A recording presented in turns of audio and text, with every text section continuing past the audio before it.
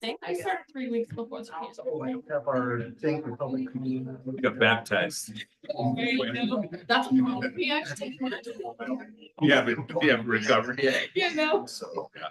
I tell you what, I remember years ago, my first offer coming out of grad school and teaching. It's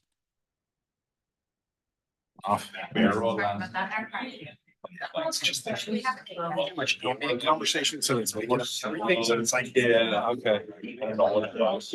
And so, yes, right, and so they don't tell you, right?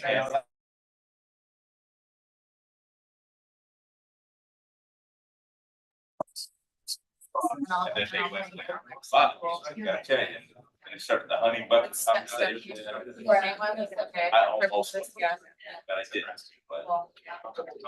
Yeah. I mean, Yes. some of the materials don't. It's all- People also have, like, box wrap, of your.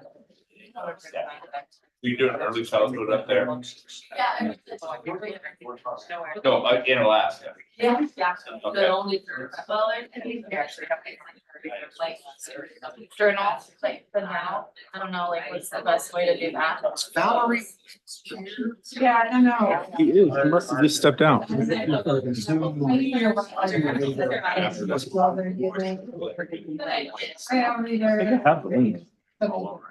we go. It might be that. That's great. We'll just like come up with. Around that area, do they have Figure out the, what's accessible. what full years, what's the year as far as daylight, night time? Based on the specific. I'm not sure. Yeah. Like islands off Canada. Oh, yeah. Right. It's like half the year, it's mostly light and mostly dark in some areas. Yeah. Over the mountains, then it goes back down. And you guys already.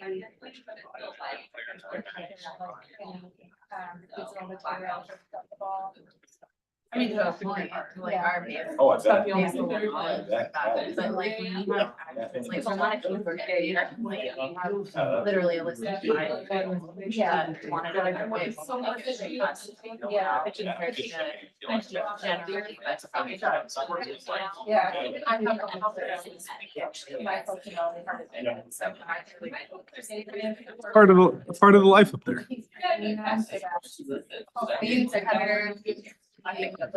Yeah. Dark guy. Those kinds of things. I know. I don't like we'll have the centers. There's captions, videos, things like that. We've only done this conference. Right, so it's like, you know, if they're handing out materials to like think about. And like, I kind of want us, like, we have 50% of our staff. I had that experience. Oh, I was doing to actually do want to talk down into.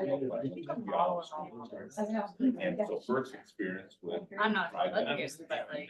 And so all the presenters. they give Harness all the knowledge. And I wanted to kind of culturally sensitive. Understand it. But you gotta tell them when you want to stop. Right, so it just, this Look at you getting all the insider info. Well, Talk to you later. really appreciate, especially our budget committee members joining us this evening for us as a board. This is one of the first times we've had a chance to really be face to face in several months. And so it's really nice for us to have this opportunity. With that, we're going to start with our Pledge of Allegiance. Here, I will start us with that. I pledge allegiance to the flag of the United States of America and to the republic for which it stands, one nation, under God, indivisible, with liberty and justice for all. Thank you. Now we'll read our Indigenous land acknowledgement. We want to acknowledge that we gather at the Northwest Regional ESD on the traditional lands of the Alphalati, the Wapato, the Nehalem, Tillamook, and the Clatsop peoples present and past, and we honor them with gratitude itself and the people who gave stewardship throughout the generations. Thank you. With that, we're going to start with our election of a budget chair. Ups, review the agenda. Let's do that. Let's review the agenda. Anything on the agenda that needs to be changed? Mr. Chair, I think we just wanted to very quickly on the next slide, if we could advance the slide. Oh, do we have? Good. Stuart. We just have a quick roll here so we can all see where we're going tonight. Obviously Chair Doherty, document, has opened us up. And we are going to do some elections. Go back, please. Thank you. Run through some information from the administration, including our assumptions for this budget. It is in a really complex budget and want to make sure that we give it the time it deserves. And then Jordan will take us through the organization and what's proposed here. We'll open it up for deliberations, public comment, and then deliberations. And then really there's, and Jordan will go over this, there's really two actions we need from this committee. Eventually, it could be tonight if we get through it. And that's to approve our appropriations and the taxes and the tax levels. And so that's the plan for the evening. Perfect. Okay, perfect. And with that, the first order of business is to elect a budget committee chair. I'm going to open up the floor to nominations for budget committee chair. I will nominate Greg Gintz. Greg Gintz, who's been nominated. Do I hear a second? Second? Okay. That was mean. Any other nominations? We'll close the nominations, and all in favor of Greg Gintz as budget committee chair this year, say aye. Aye. Aye. Greg, congratulations. Come on up. You can take my chair here.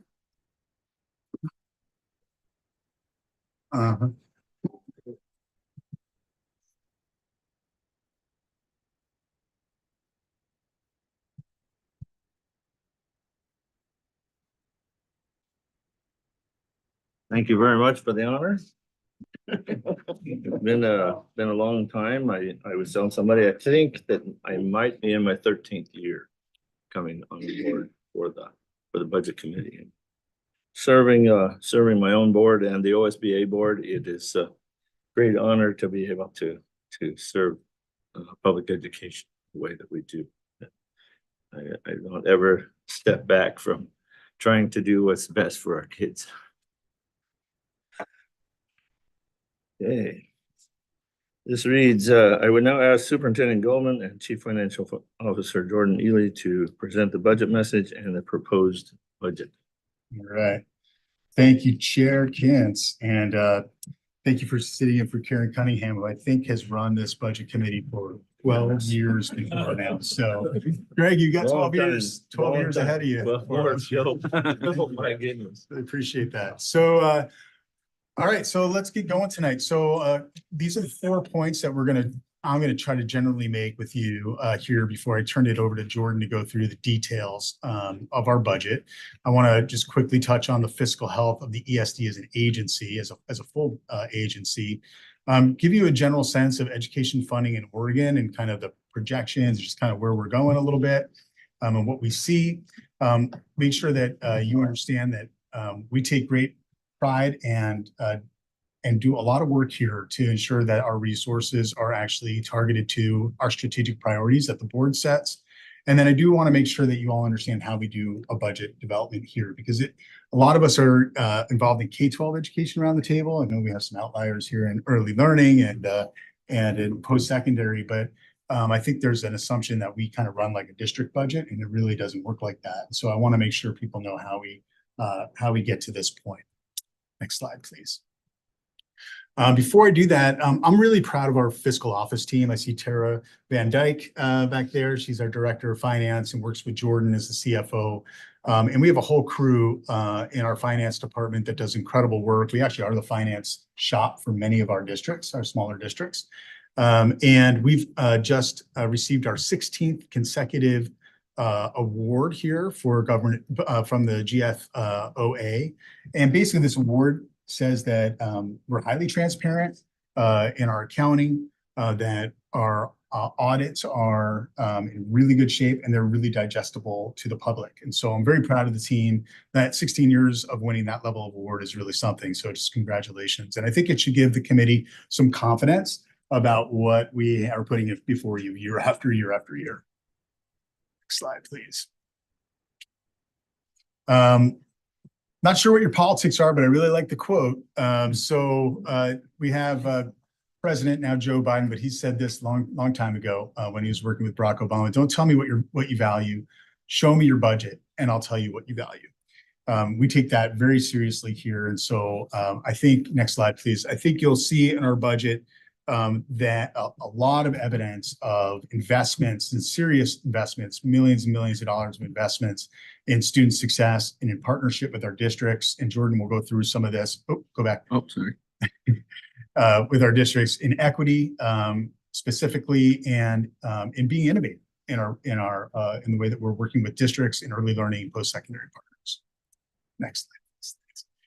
So some examples of new strategic investments. I guess I would start before I get into the details here. This is not a happy budget time in Oregon. It's not a happy budget time here at Northwest Regional ESD. But because our budget is, and Jordan will go over the revenue sources later on, because our budget is the largest part of our budget are restricted funds. We have the largest part are state contracts and contracts that we have with districts, school districts. Like Jim's the superintendent of Vernonia, and he asked us to stand up X program. That's an agreement that we have. We don't have discretion that, oh, well, Jim gave us money for that in Vernonia, but we're really not going to do that. We're going to move the money over here. That's not how that works. And the state contracts make up the lion's share of our revenue that is actually operational for us. And so we have significant challenges in our largest state contract, EIECSC, our Early Childhood Special Education and Early Intervention Program. And at the same time, we have significant investments in other areas of our budget. So it's like this weird stuff. We see people being laid off here, and then we're adding staff in other areas where the licensure requirements are different. And so I just want the budget committee to hear, like, we're straddling that right now. But we are able to make with those new revenues, we're able to actually align those, and we make sure that they can be aligned to our strategic plan and the board's vision and mission for the agency. So here are some examples that are in the budget document that you all received. We're significantly expanding services for students with really significant social emotional learning needs. That expansion is happening in Columbia County. And so again, I'm pointing at Jim Hellman over there, Superintendent Hellman, his school district and the other 4 school districts in Columbia County are asking the ESD to stand up a program for kids who need a lot of behavioral and mental health support. And so you see a big expansion on that side of the house. We are also expanding our new and diverse programs to support new and diverse educators here. That's through a grant called the Regional Education Network. And so we're doing a very large increase in our mentoring programs to support early career educators to make sure that the folks are successful and they feel like belong in the profession. So that's another large investment for us.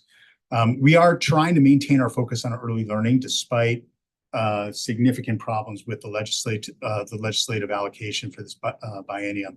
So you'll see that we are trying to scrape together resources from other programs where it is legally defensible to do so to cover up a very significant shortfall in early learning. So you'll see, and Jordan will walk you through that, but we have over $1 million coming from what we call regional inclusive services, which are services that are for students with very high intensity disabilities and low incidence disabilities, like very unusual, but very intense. And those funds can be spent in birth to five age groups. And so we're moving resources there to do that. And then you will see, and Jordan will talk again about this, we're spending down as much as we can in our general fund to support and backfill that state contract. And I just want everybody to hear, this is a state contract, a state responsibility. It's a 2-year use it or lose it grant in EIECSE. And so we can't build a reserve to support that program. We're really at the whim of the legislature. But we do have, and we have been able to build up some more reserve above the board's minimum at 8%. And so we're proposing to the budget committee, and then we will to the board too, that we spend down that to the board minimum of 8% to support early learning. And then growing our efforts to close opportunity gaps. Our equity and family partnership department, when I started here 5 years ago, it was 0.5, and we were doing really good equity work across, but our equity department was small. It was lean. I was a 0.5 administrator at the time. And now, fast forward to now, we have about 4.5 people in that department. This is an investment primarily through that regional educator network grant that we have from the state. So we're really trying to continue to bolster our department and the work that we do on equity here at the ESD. Next slide, thanks. Okay, so a little bit on our budget development process, just so folks know how this thing goes. We're kind of in perpetual budget development land here at the ESD. And that's because in the middle of the year, boards across Oregon, state statute, have to adopt our plan for the following year. So in order for us to prepare for that, we start working with our school districts really in September and October. And then it crescendos in November, our work with school districts and talking about what we're going to offer through our local service plan, which is the main driver of those flexible funds. And so we do that work. And in November, we ask our superintendent group, it's 20 of them, to approve our LSP, local service plan. And this year we had unanimous, all 20 superintendents wanted this plan. Then we take it to our board. And then it goes out to our school district boards. So we get 20 boards voting on our local service plan, passed with flying colors. 19 of 20 school district boards voted to approve this plan. And off we go into the next, if you can hit the button, in the next half of the year. And importantly, during this time, right, the legislature is in session, either a short session or a long session.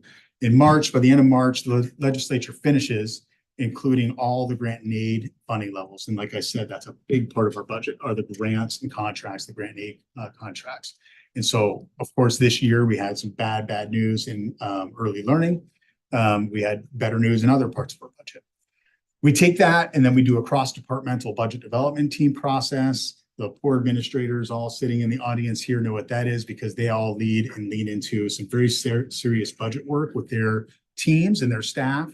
And then we're into budget development here and getting this plan together for you as the budget committee.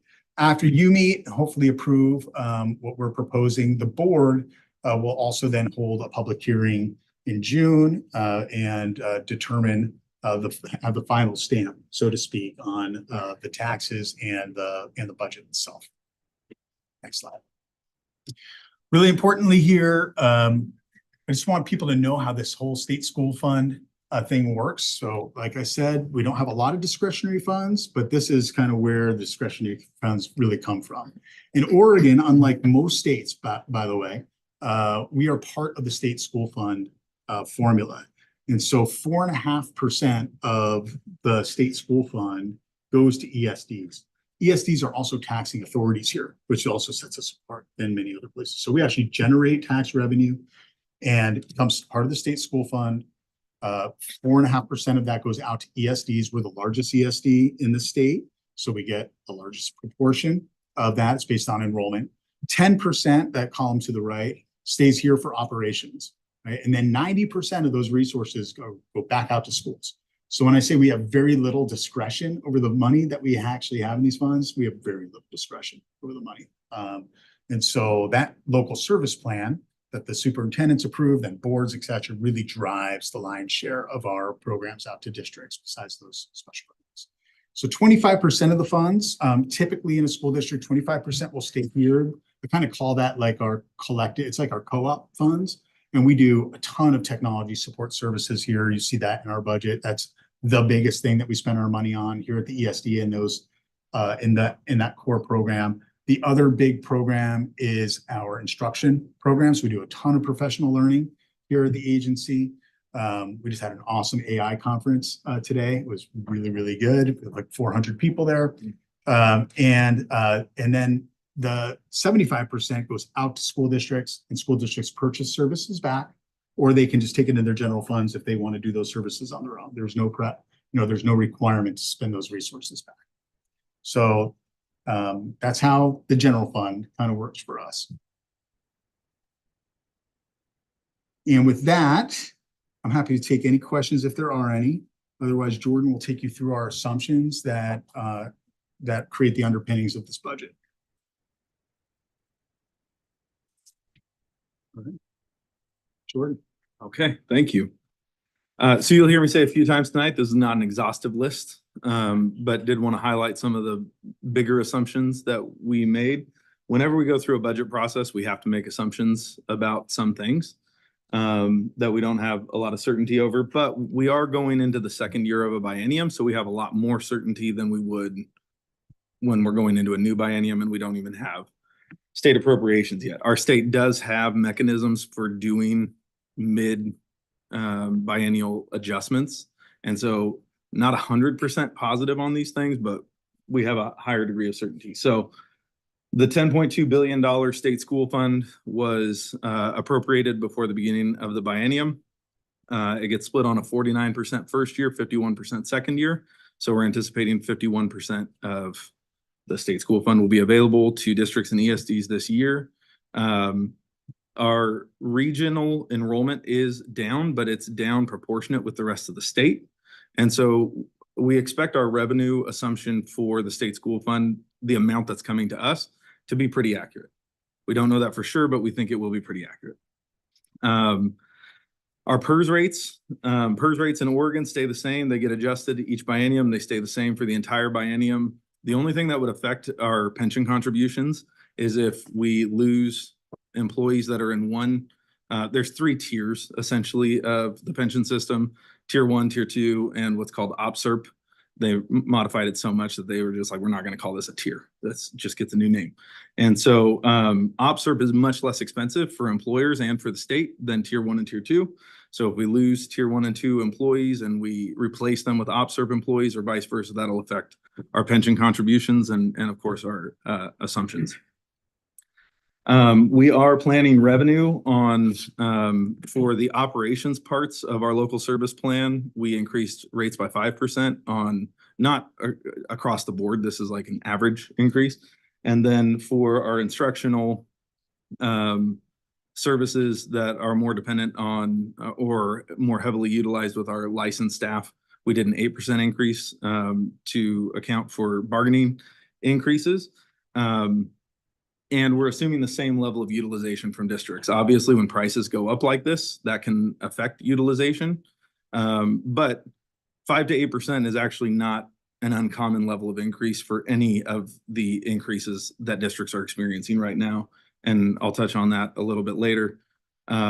Certainly for ourselves, our costs are going up by more than 5 to 8% in a lot of categories. Next big assumption is the $351 million EIECSE grant. And so a minute ago, I talked about how the state does have some mechanisms for changing appropriations in the middle of a biennium. We went really heavy with advocacy in trying to get the legislature to make a correction that was about 26 million more than the correction we got. And that's what we needed to keep the program whole. We needed 26 million more. We had families, we had staff, we had Superintendent Goldman down in Salem advocating, and certainly all of the finance officers for ESDs across the state.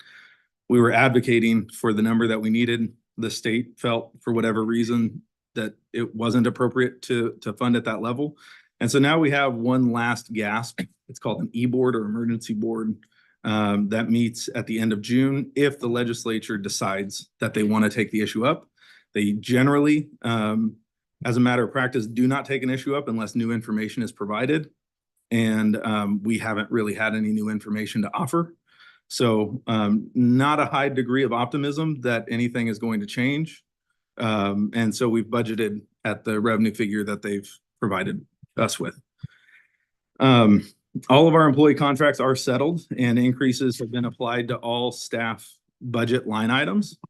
And so again, we have a pretty high degree of confidence that those numbers are correct, but when we budget for staff, we assume that those positions are going to be filled and that they are going to be filled by the people who are currently in them in cases where the positions are filled. And so any days of vacancy that we have are cost savings. And if we have employees retire and they get replaced by first-year employees, that's generally about half the cost of a more experienced employee. And so the employee costs that we budgeted, we expect to be high. That's a normal part of the budgeting process in government, but we do have to at least get the appropriations to fully pay people if we do have 100% fill rate and retention. So for most of our non-personnel line items, we did a 3% roll up. That does not keep up with inflation. It doesn't keep up with what our actual cost escalations are. And so we then engage in management processes to kind of constrict where we can. Where we don't have a lot of ability to influence what our costs are going to be are things like utilities and insurance.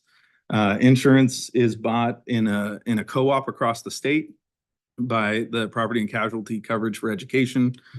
And, they buy reinsurance from places like Lloyd's of London. We don't get to call them and say, hey, we think this is unfair. Like their rates are going to be what they are.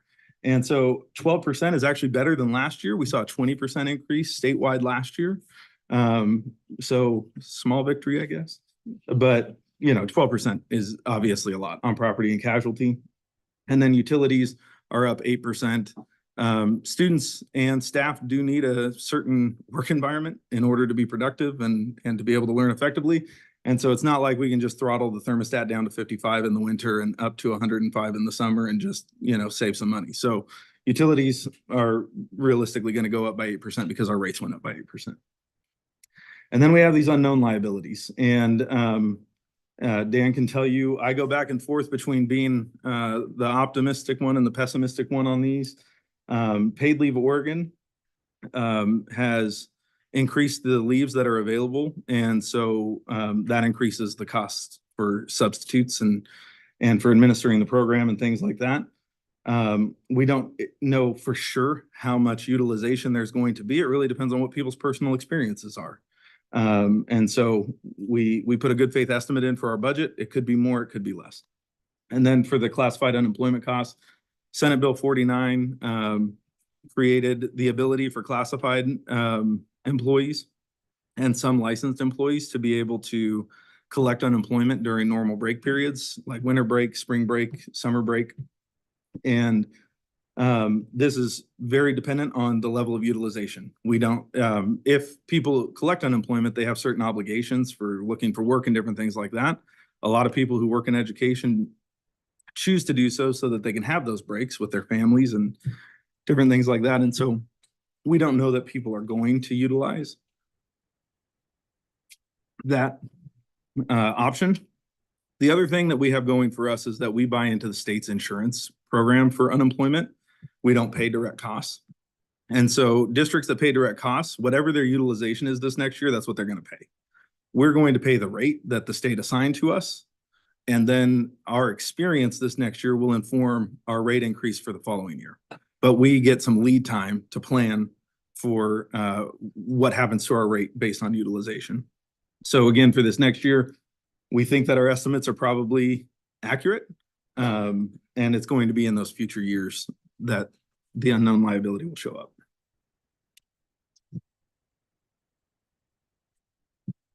All right, so briefly on the budget document, the introduction is A1 to A22. That has, there we go. That has the superintendent's message, and then financial summaries.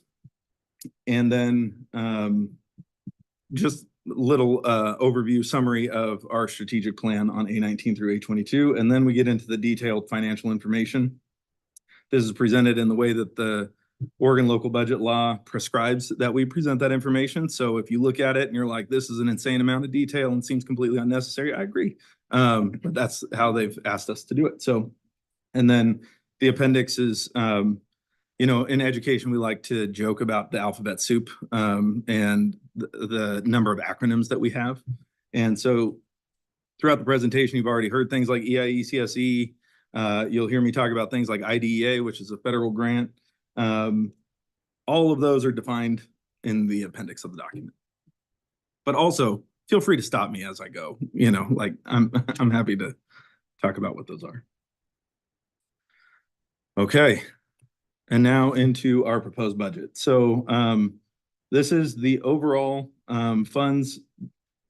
We have resources at the top, requirements at the bottom. Resources are the aggregate of any beginning fund balance we have, and then revenues we expect to come in. Requirements are what we expect to spend, plus contingency and ending fund balance. Those two line items often get put together as reserve. And so you might hear me call it planned reserve. That would be contingency and ending fund balance put together. On the next slide, I wanted to kind of break this out a little bit differently than we have in the past, because a lot of the activity in our agency is actually just transfers. It's moving.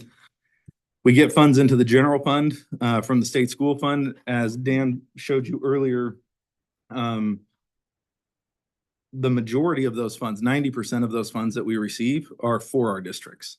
And so those get transferred out of the general fund and either into the special revenue fund, the enterprise fund, or the agency funds, depending on what districts want to do with those resources.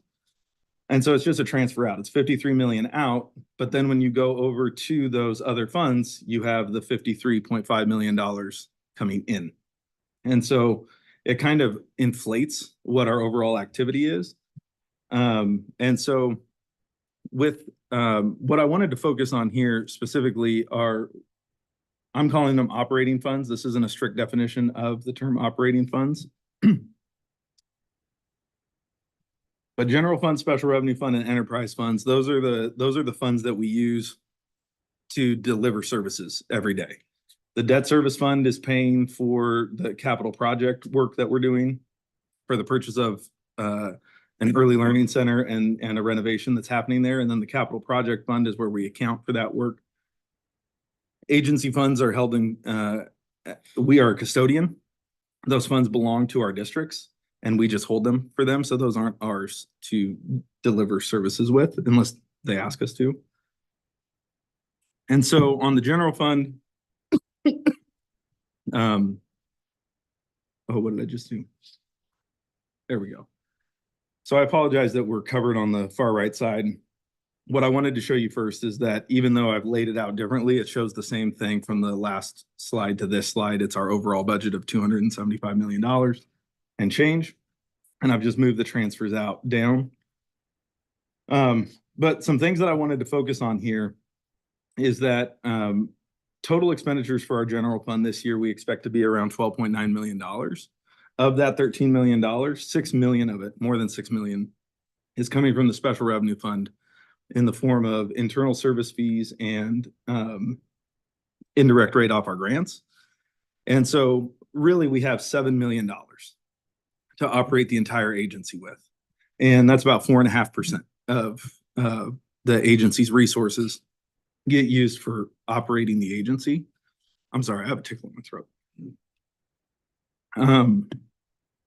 And so, by really any standard in government and education, 4.5% is a really low administrative cost. So we do our best to be very efficient here in the way that we deliver services. And so the other part that I wanted to point out here is when you look at that $13 million of the general fund and really $7 million compared to the activity in our enterprise funds, as Dan talked about earlier, our districts buy services, our enterprise funds, we need to deliver those services. We don't have a ton of discretion there. And so where we do the vast majority of our operating here as an agency is in our special revenue fund. It's about 83% of our operating activities are, I guess, beholden to restricted revenues from state and federal grants and contracts. All right. So this is our general fund ending balance over time. We spoke earlier about how we would like to use some of our unrestricted resources. I wanted to highlight that we don't have a ton of unrestricted resources. We certainly don't have enough to bail out every time the state decides not to fully fund one of their contracts.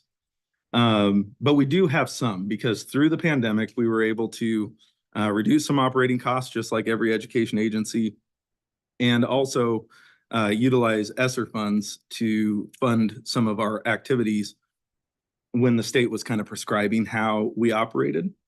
And so we were able to save some funds during that time. Very good timing to save some funds, because then we got this unfortunate funding news for our early learning programs. And so what we're proposing to do is spend down to about 8.6% through the end of this year. And then that leaves us just a little bit above 8%. 8% is the board's target for our reserves. We do expect a small operating deficit next year. And so we leave that little 0.6% there. By the end of next year, we expect to still be above, or at or above, the board's target of 8%.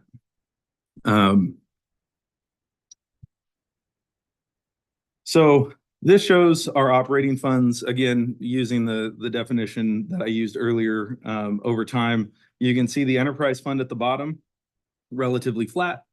The general fund is growing at a snail's pace, and not that I'm ungrateful for increases to funding in the general fund. I certainly hear it every time a legislator says, we've given you record money. What is your problem? But our general fund's been growing at about 3.7% per year, and inflation has been growing a lot more than that. The vast majority of our growth has happened in our special revenue fund. And so we are, again, on that red band, that's our general fund. 90% of that's going out to districts. So we have 10% of that red band is available to us to try to squirrel away funds, different things like that, to help us weather these different storms that happen. There is no fiscal management strategy that I can employ that is going to allow us to fully offset when the state decides not to fund a contract by millions of dollars. But we're going to do our best. We are going to build the reserves back up after we spend them down. Dan and I are both cautiously optimistic that the state is going to rebound funding on the early learning in the next biennium. But we can't just staff up and down all the time like what we just experienced. And so we are going to, within legal means, build up some reserve where we can. Like in the debt service fund, we have a legal authorization to build up a reserve in our debt service fund, so that when we have funding problems, we can still pay our debt service. And then we have some ability in our general fund to build up reserves. And so we are going to work on those things over the coming years.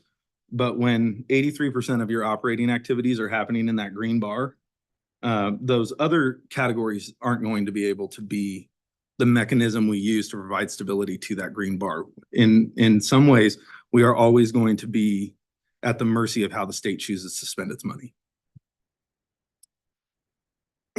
So this chart here shows some significant changes from budget to budget. I think most significant, of course, is the 80 FTE and EIECSE. That's kind of an artificial number. Not kind of, it is an artificial number. Of course, every year we pass a budget based on our estimate of what our resources are going to look like. And I am fortunate, many of you know, my mom was the interim CFO last year, and so I got to have a lot of conversations over dinner with her about what I needed to be aware of as I was coming in. And as far back as April or May, she was letting me know, we got our funding estimates for EIECSE, we budgeted way too high. And so there's, it was 38 positions that the agency had hoped to add, but found out that we weren't going to be able to. Those positions were never posted. They were certainly never filled. So it wasn't an actual reduction of 38 FTE. It was just those 38 positions we were going to add, we're now not going to add. And then throughout this year, we didn't get our funding agreement from the state until what, March? I don't remember what it was. It was very late. And at that time is when we learned that the mid-session, the short session in the middle of the biennium was not going to bring the revenue increase that we had planned on. And so we had to reduce 42 positions from EIECSE. And so it's not actually a reduction of 80, it's a reduction of 42. That's still catastrophic, but it's certainly better than 80. And then we have increases. huge increases in some cases. And again, with outdoor school, for example, that's actually just a change in classification. It's not that we hired 60 new people, it's that we changed them, their employment category, and so now they're considered FTE. But the SEL schools and nursing services, those actually are increases that are happening where it, regional inclusive services has picked up some of the EIECSE cuts, and then where districts have asked for more service. And so again, we have to adjust based on what we get funded to do. Real quick, part of the chart is covered, but I'll just read it out to you. For the reductions that we made in EIECSE as a percent of the employee category, we reduced 16.26% of our administrators, 13.9% of classified, and 10.4% of licensed. Licensed is the vast majority of positions in that fund. And so it's certainly, you can see it's 19 actual positions. But we wanted to show you that while there's not enough room in the fund to not touch license at all, to have no impact on license, we did make a lot of effort to ensure that our student-facing staff were not impacted by the reductions that we had to make. As I said earlier, our proportion of the states, this is for our whole, this isn't just the agency, this is all of the districts that we serve. Our proportion of the state's enrollment has been relatively stable at 21% for the last 6 years, and we're expected to stay at 21% next year. So while some districts are having, some regions are having to make bigger cuts because they've lost proportionate share, some districts are not making any cuts at all, or maybe even adding investment because they've gained proportionate share. We have held steady. So our growth in revenue has been commensurate with the growth in appropriations. I went really fast. Happy to take any questions you might have.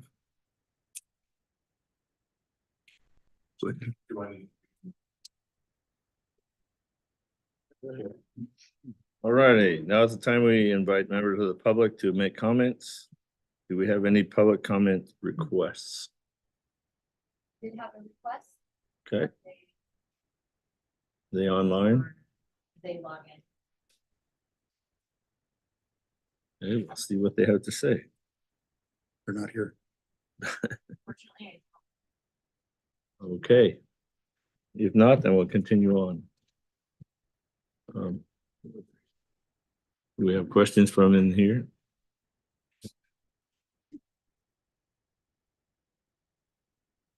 Mr. Chair, can I Yes. help you? So this is the time, this is it, right? So if there are questions about the budget, any of the information that Jordan's sharing that you would have for us, the administration, we're happy to answer anything you might have. Call that deliberation.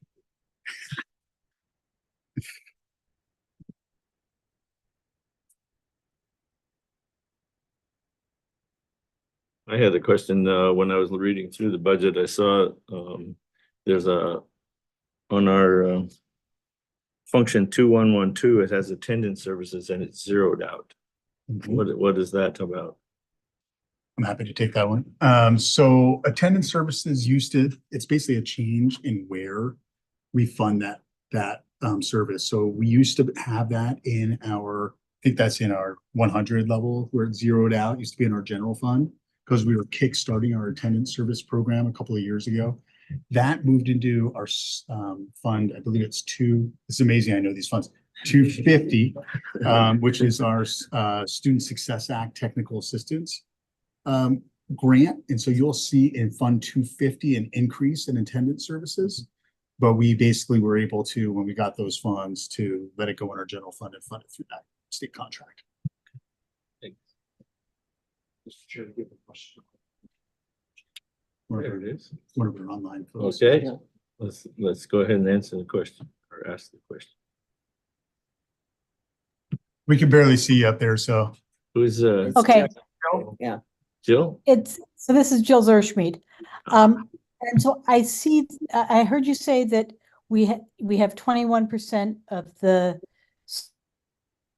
the state population, and that's staying stable. Is the absolute number of students that we're serving staying stable, or is that dropping? That's a great question. The state overall has lost 30,000 students over the last, post-pandemic. And so we would have lost, our region would have lost 21% of that 30,000. So 6,200 kids, something like that, we've lost regionally. Okay, thank you.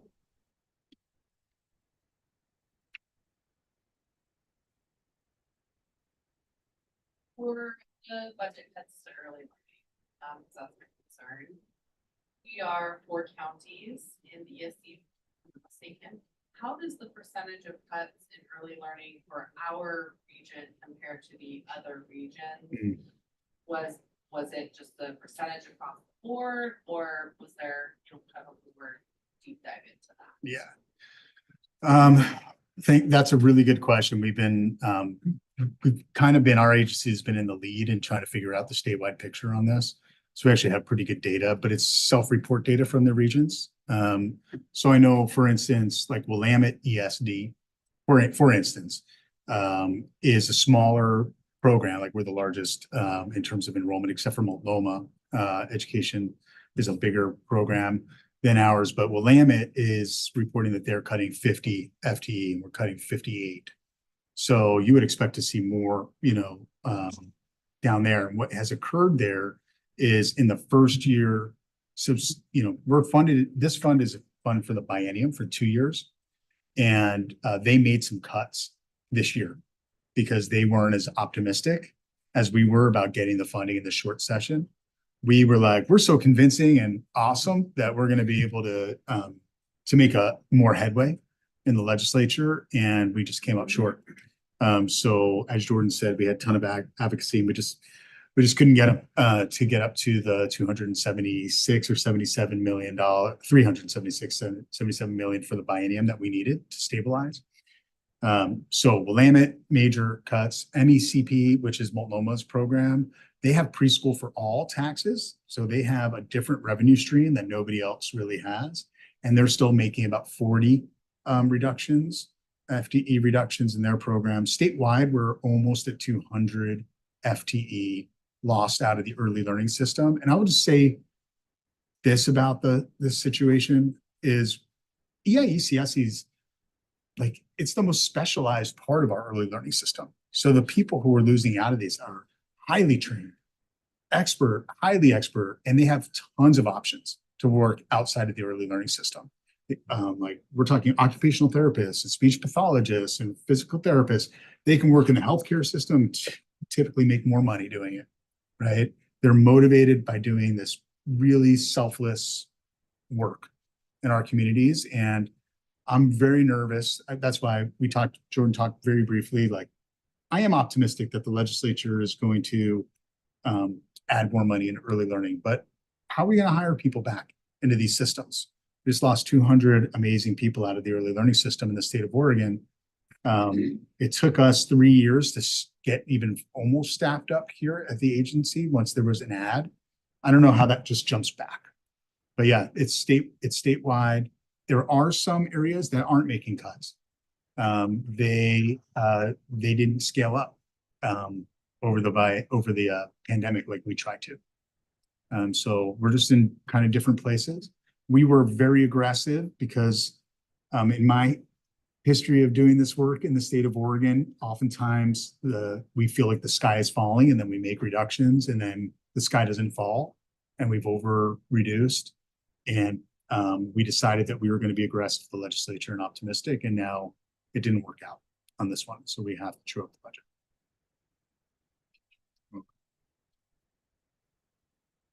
Chairman, do you have a public comment? Brad, that was. This one. Yep, you got to read that. All right, the Northwest Regional Education Service District Budget Committee appreciates community members sharing information during the public comment period.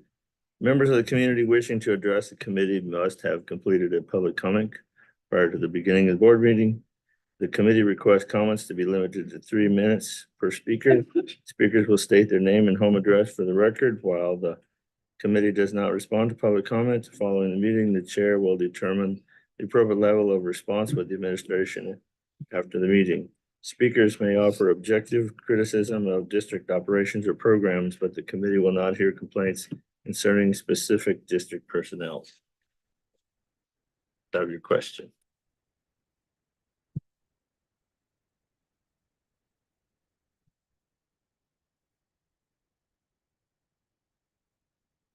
Mr. Battles, did you have a comment to make to the board?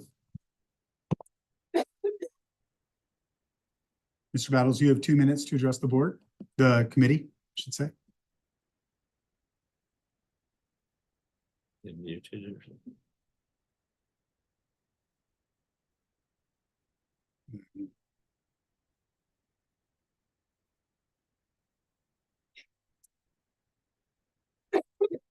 Mr. Battles. I think you better keep. Oh, I apologize. I was literally just notified this had been moved to Zoom, so I will start over. In January of this year, we, the parents and members of NWRESD, were asked to advocate for $22 million to fund regional ESDs to prevent cuts. We did, and the state legislature agreed. Senate Bill 5701 was passed in the waning days of the short session and signed a few weeks ago by Governor Kotek. It allocated $22 million and change to regional ESDs throughout Oregon. Last month, we then got a notice saying, no, we didn't need $22 million. We needed $51 million, a difference of $29 million. That's not an accounting mistake.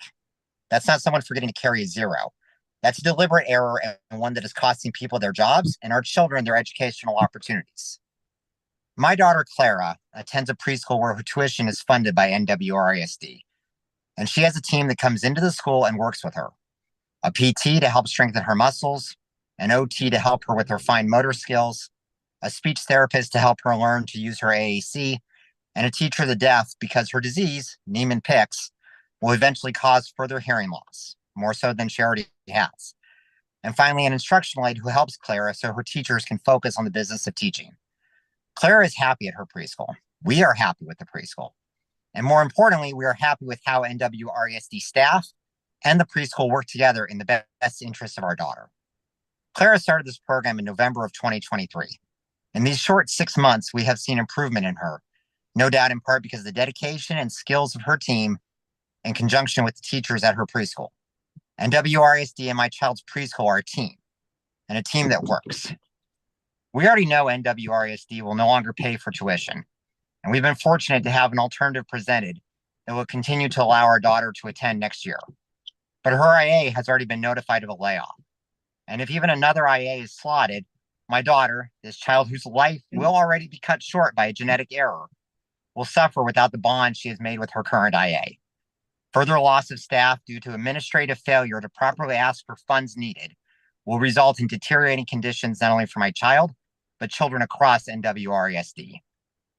It is my opinion that the board should open an immediate investigation as to why NWRESD did not ask parents or members to advocate for the full amount of money needed from the state and whose choice at NWRESD it was to make that decision. We, the parents and members of NWRESD, deserve a full, complete, and neutral accounting of the reasons why our children will suffer from an administrative foul-up. My name is Brad Battles, and my address is 1422 Southeast Brookwood Avenue in Hillsborough. Thank you, sir.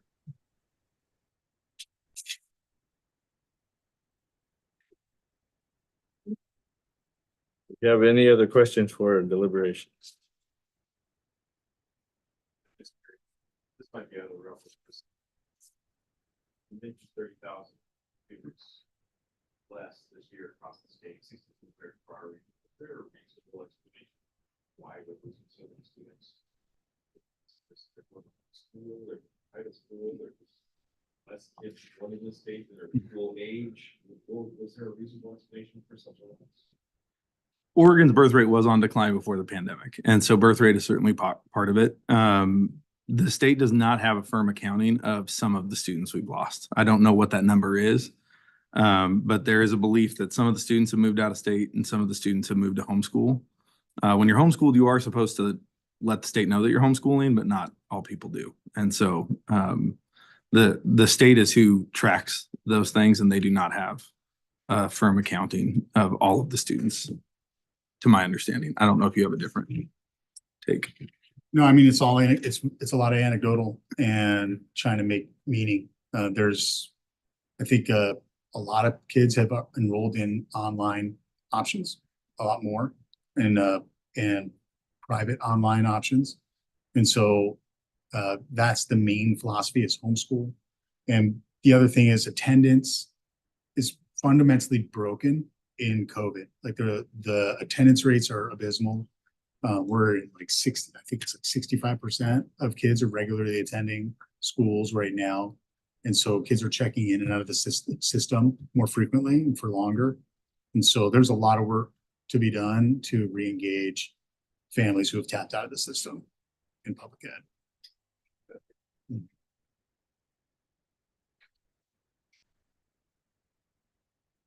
Any other questions?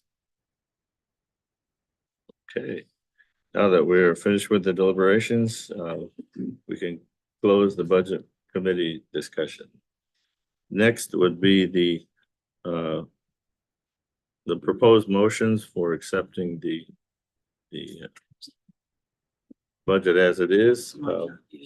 We have two separate motions, so we'll take each one as it comes. The first one for the budget, the second one for the tax. Okay, I move to approve the Northwest Regional Educational Service District budget as presented for 2024-25 as follows. General Fund, 68,458,558. Special Revenue Funds, 123,972,861. Debt Service Fund, 1,318,000. Capital Project Fund, 11,197,210. Enterprise Funds, 11,230,224. Trust and Agency Fund, 54,828,442. Unappropriated Fund Balance, 4 million, for all fund total of 705,296. You want? Second. Okay, it's been moved and seconded to accept the budget as presented. Is there any other further discussion? Hearing none, all those in favor signify by saying aye. Aye. Aye. Aye. Aye. All those opposed, same Aye. sign. And we have one opposed. Okay. Motion passes. Okay, I move to approve the tax rate of 0.1538 per thousand of assessed value to be assessed in support of the general fund. Been moved and seconded to approve the tax rate. Is there any other further discussion? Hearing none, those in favor, of the motion signify by saying aye. Aye. Aye. Any opposed? No. There's one nay. We have that all recorded? Okay, good. This time I'd like to thank our regional ESD community and the members of the Volunteer Budget Committee for their attention and deliberation to matters of financial importance to the ESD. With that, this committee's work is complete. This approved budget will move on to the ESD board for their consideration. The budget committee is adjourned. Thank you. Thank you. Doug, about 10 minutes. 10 minutes. All right. We'll reconvene in 10 minutes.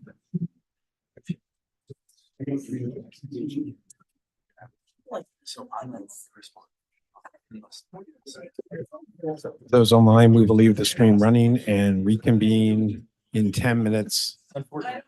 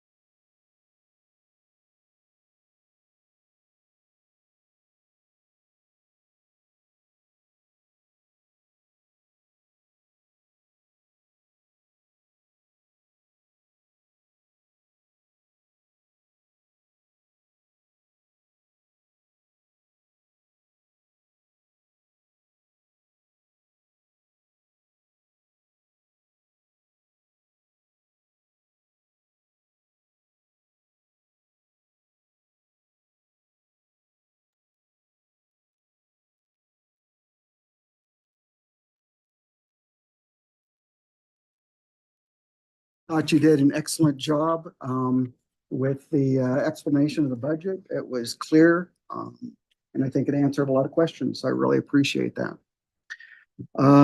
We are going to now review the agenda. Any changes to our agenda this evening? Mr. Chair, we do have two changes that we need to add to the agenda. One, we have a revised personnel action report, which is common for these for this time.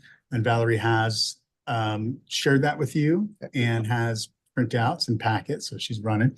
And we also were notified of a error in the finance report. Okay. And so we'd like to propose that we pull that off the consent. Okay. We can quickly input it on actions. We can quickly talk about what that error was and the board will know what is there. So we would recommend that we pull, where are we at here on the consent, item 5C and make that action item 7D.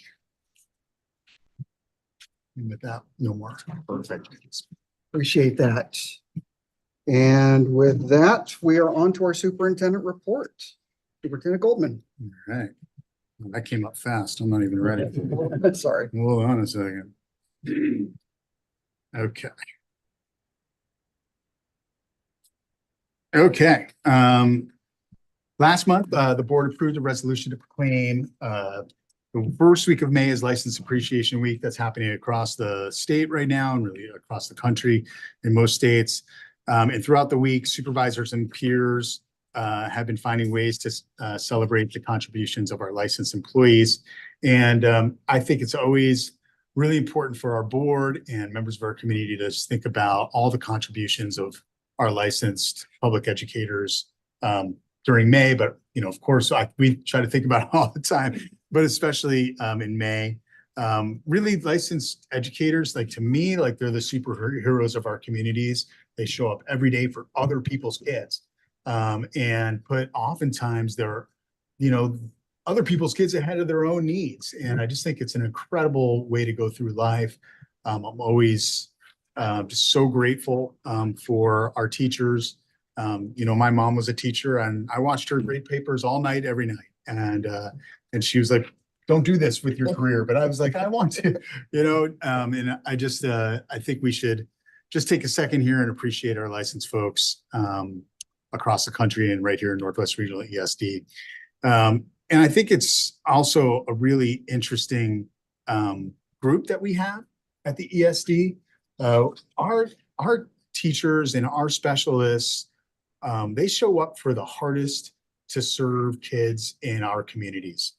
The students that we serve directly are more medically fragile. They are furthest from the opportunity. And oftentimes people ask me like, what's an ESD? Like, what do you do? And I said, well, we fill in the gaps. Like that's why we exist. We exist when school districts can't resource something on their own. We fill in the gaps. High cost situations come up. We fill in the gaps. And the people who are really filling in the gaps are our licensed educators. And gaps are gaps because they're hard to fill. They're not easy places to be. And so I just, you know, I love our staff and I love the idea of what we do. And so just a lot of gratitude for our staff. And it's also a really weird time to be thanking licensed staff when, as you know, we just sat through a budget presentation where we're making reductions and a number of licensed staff are being laid off here and transferred. Like the incongruence there is odd. And it almost feels like, you know, like a certain level of gaslighting, you know, like you're so important and we have to lay you off. And that's a function of how our legislature right now of how we've been funded. Like I said earlier, and Jordan said, we don't have a lot of discretion here at the ESD around those kind of big ticket items like a $29 million shortfall, a $26 million shortfall, excuse me, in early learning. But our staff show up anyway, and it's been a hard year because of that. I know it's incongruent, but I just want to thank our staff for continuing to do this work, hard work on behalf of kids. So a little progress on our budget reductions and some advocacy. The ESSER and COVID relief cliff, we like to say here, because those federal funds are drying up. Plus, we have an acceleration of operating costs. There's turmoil across the state. Like we said earlier, we're projecting relatively stable revenue from our purchased services. And so got a couple of district folks in the room. And these are folks who make decisions to spend money at the ESD or not. I'm really proud that even in tough budget times, our other parts of our budget that are more discretionary for our districts remain very strong. And that's because the services that we provide are meaningful, they're relevant, they're good, they're high quality. And that's a testament again to our staff. And so just really proud of them. And yet, as we talked about all night long now, early childhood special ed and early intervention services remains critically underfunded. Jordan talked about the e-board process in the budget committee meeting. I'll just let you all know that that dream is dead. Sorry, Jordan, that dream has died. I was in Salem, I don't know, sometime in the last 10 days, meeting with Ways and Means chairs and committee members, and there will not be a special emergency board meeting to talk about EIECSC funds. There's all kinds of reasons that they gave, but mostly that there are intense needs across the state right now in lots of program areas, and feel like they just finished their business and they're not going to just immediately open up an emergency board hearing. And so we are not going to be in that process this summer, at least. We have several weeks into the process of navigating right now a complex transfer and layoff process, and it has impacted more than 128 of our employees.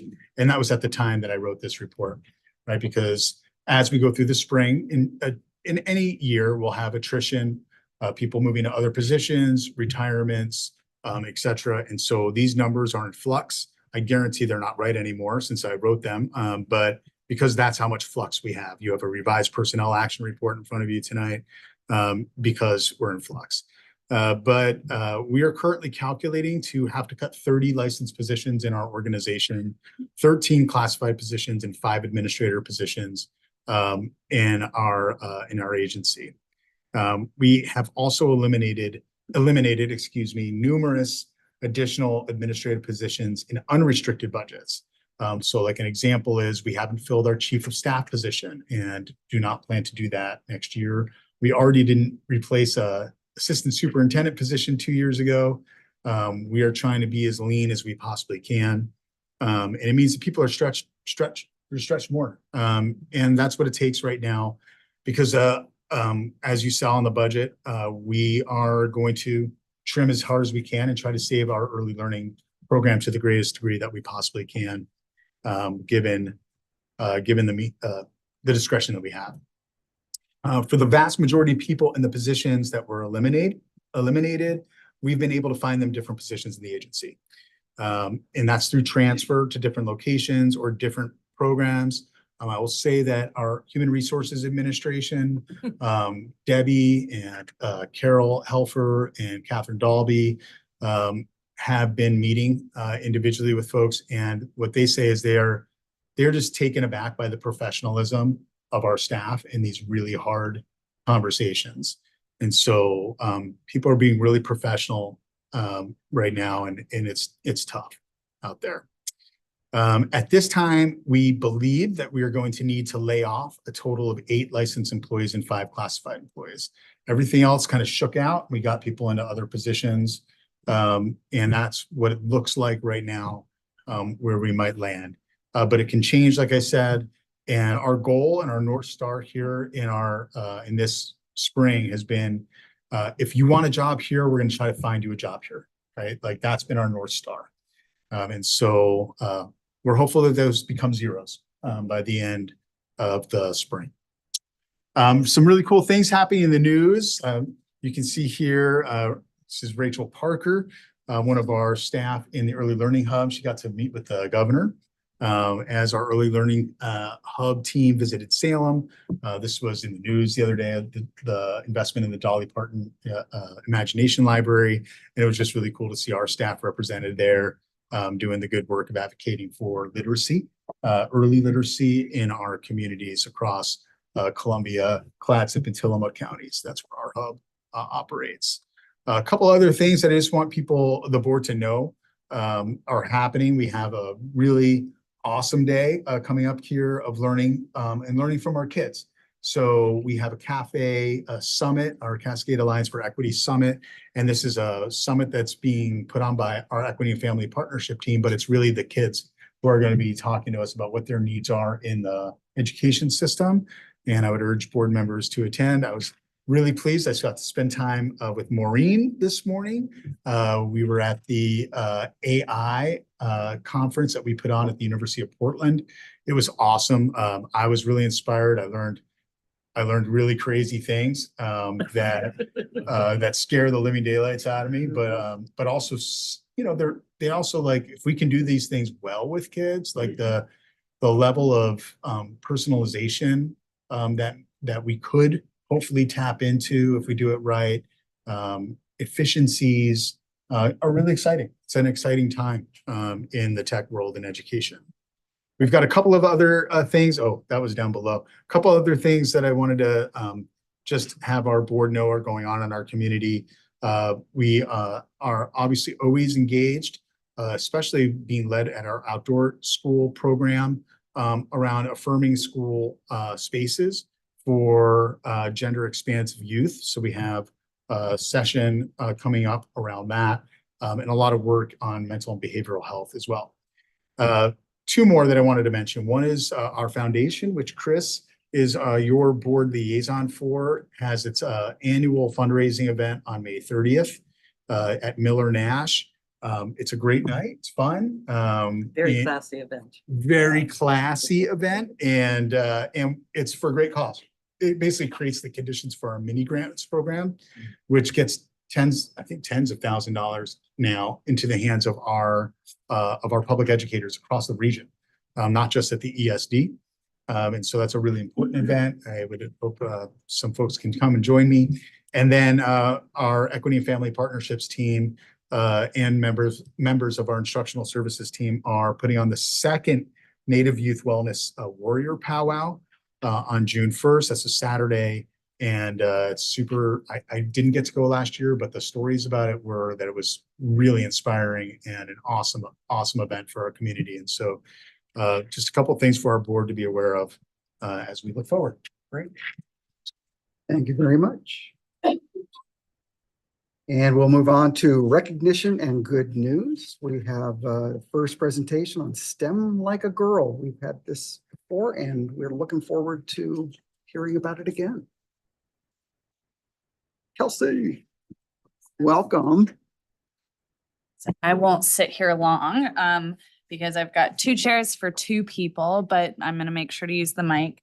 I have both Sarah Foster from STEM Like a Girl and from our team, Sadako, from the Cascade Technology Alliance here to talk about the partnership with STEM Like a Girl, and that I'm hearing is blossoming in many ways and across multiple departments. So with that, I will hand this chair off to the pair of you.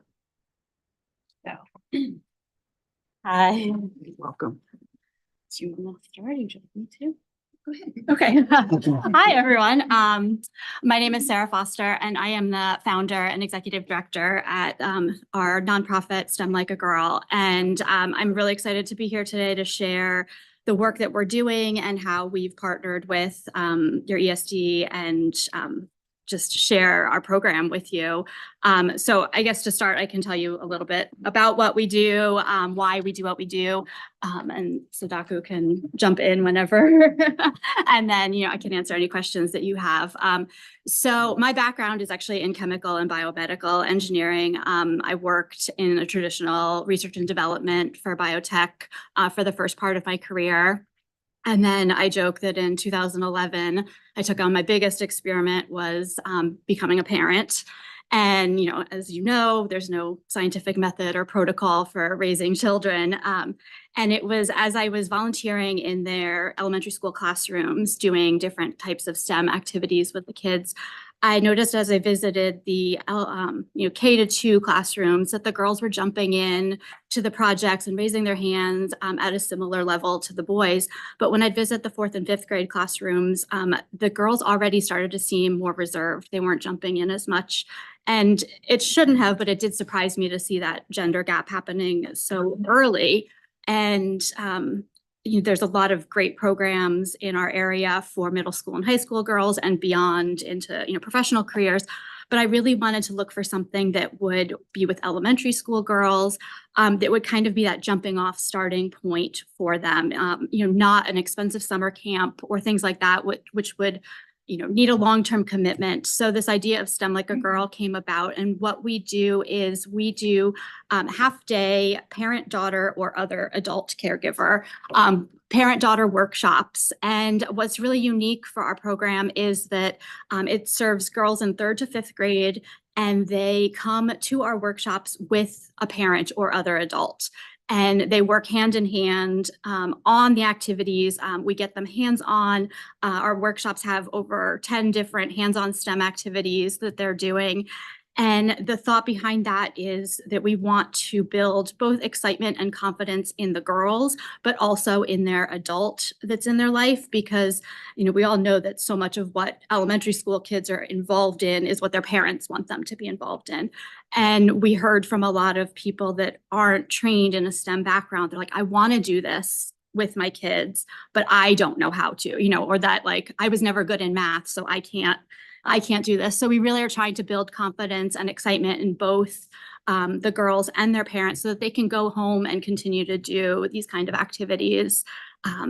And so we started hosting workshops in spring of 2018. And we started in Portland, and we kind of bounce around to all different locations. We're not associated with any specific school district, but we, over the past year, as we've gotten to know Sadako, have started to partner with NWRESD to provide space for our workshops, which is, one of our biggest expenses. One of the things that's kind of the hardest to come about.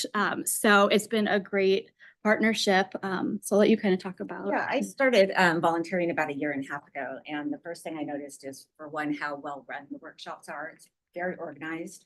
And for two, how much the kids enjoyed it. I'm kind of a behind the scenes in what I do. I work and supporting the computers in the data center. So I don't get into the classrooms very often. And so to actually work with these kids and then watch the looks on their face when they get something to work, it's just been an amazing experience. And so it occurred to me really quick that this is very much in line with what we do at the ESD. And so I started talking to people, trying to get more help so that we could bring a workshop and market it to our districts and get our kids involved. And so we're working with a few different departments to try to expand that to our component districts and, get some workshops going at the coast and whatnot. And it's just been a really great and positive experience. Yeah, what we really try to do with our activities is, make it interesting to the girls, but also bring in that real world application so that they can see that they actually are doing STEM in a lot of what they're doing in their everyday lives. So one of the most popular projects that we do is they make, we call them fizzy flowers, and they make bath bombs, which is something that a lot of girls have used or have made in those really little kits that you can buy for them. But they don't talk about the STEM activity, STEM application. So why is it fizzing? So we really talk about like the acid-base chemistry behind what's happening. Or if you want it to smell like lavender, like how does a chemist pull that smell out, at a very age appropriate level, obviously. But, it is really fun because it's such a great age where they can, because they're with an adult, we can do slightly more complicated and fun activities, but they haven't reached that middle school kind of like, I'm too cool to be here, especially with my parents. So they will, they'll high five you and they'll just, show you their excitement when they get something to work, which is really special. And a lot of the things that we do in the workshops, they're not like expensive kits that you buy. I mean, these are supplies that you have in the classroom and could do at home. So that's another great thing about it is they we just did a presentation at ACPE last week, and one of quotes from the parents is when they went home, the child started working on one of the things that we did during one of the workshops to try to make it better, you know, so that is continuing. We're getting out there, getting them interested in these topics and really building their confidence that they can do these type of things. And in addition to space that you've provided us, you know, our workshops are run by volunteers. You know, so much of our program is run by volunteers, but we, you know, the volunteers are the ones at the tables leading the activities. We do a STEM mentor panel where women who work in various stages of their STEM careers talk about what they do so that the girls can, and their parents for that matter, can see what kind of, you know, amazing career opportunities are out there. And so, you know, a lot of people from the school district or from the ESD have volunteered at our program. And we have another one upcoming early next month. And we have a lot of people from here that are volunteering, which is really great too. So I could talk forever, but we're excited to have you here. With that, I'd like to offer the board the opportunity to ask questions before I ask for everyone else's patience while I grab a photo. Yes. Couple questions. One, how many participants do you usually have at one of your? Great question. Yeah, each workshop typically has about 25 to 40 girls, which then we, you know, double that because they all have an adult with them. And we have, since 2018, we have hosted 30 workshops and served over 600 individual girls. It seems like most of our workshops is about 50-50 girls that are new to our program and girls that are returning, which is great to see. Just means we are constantly having to come up with new activities for them to do. And then is there any cost to the folks that participate? So we do charge a $25 registration fee per parent-daughter pair, but we offer financial assistance to any family that asks for it, no questions asked. So we never want that to be a barrier. But we have found that if by charging a small fee, which, you know, I think $25 for a 3-hour workshop is pretty good, it, you know, just makes the families more vested in the program and, you know, wanting to come. But yeah, we do offer financial assistance. And have you found over these is there any one area that once the word kind of gets out and they come with their friends, or is there an area that this has been most concentrated? Because we do have Intel right in our backyard and we have, you know, different science-based companies. You know, I haven't noticed any, you know, like blocks of families or girls coming. I would say, you know, we're still, based on our numbers, probably about 65% of people respond saying that they do have a family member that works in some form of a STEM field. So we are trying, you know, the goal at the beginning was to establish the program and see if people actually wanted to come. You know, I'm a parent, I know it's very nice to like drop your kid off at a camp and go have some free time. And then, you know, through COVID, we transitioned to virtual workshops. And now, you know, the real push now that we're back up and running is how can we get this to more families, which is why we're starting to look at, you know, locations outside of the metro areas. Thank you for letting me ask so many questions. Thank you, Becky. And great job. Oh, thank you. Thank you for lighting the fire and providing the opportunity. So great job. Thank you. Other questions? Yes. Thank you. Is the workshop held in like in Spanish, or is there like assistance for, say, that family that doesn't speak English? We have not yet been able to hold a workshop in Spanish or offer like translational services. We do have all of some of our materials are translated into Spanish. We would love to incorporate that more. It's just a resource side from our standpoint. But yeah.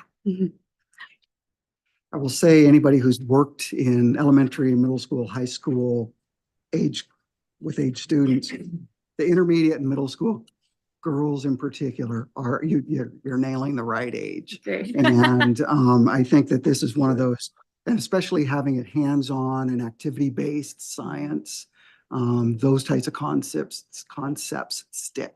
And so it's great.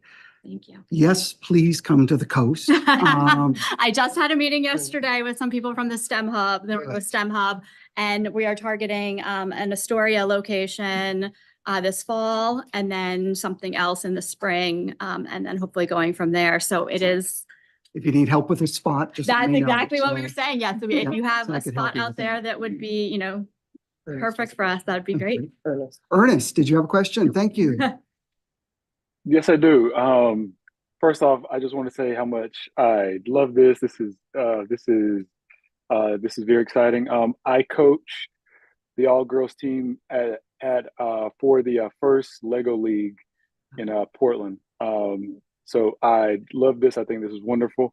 I'm curious to know, have we thought about the first Lego League as a partner?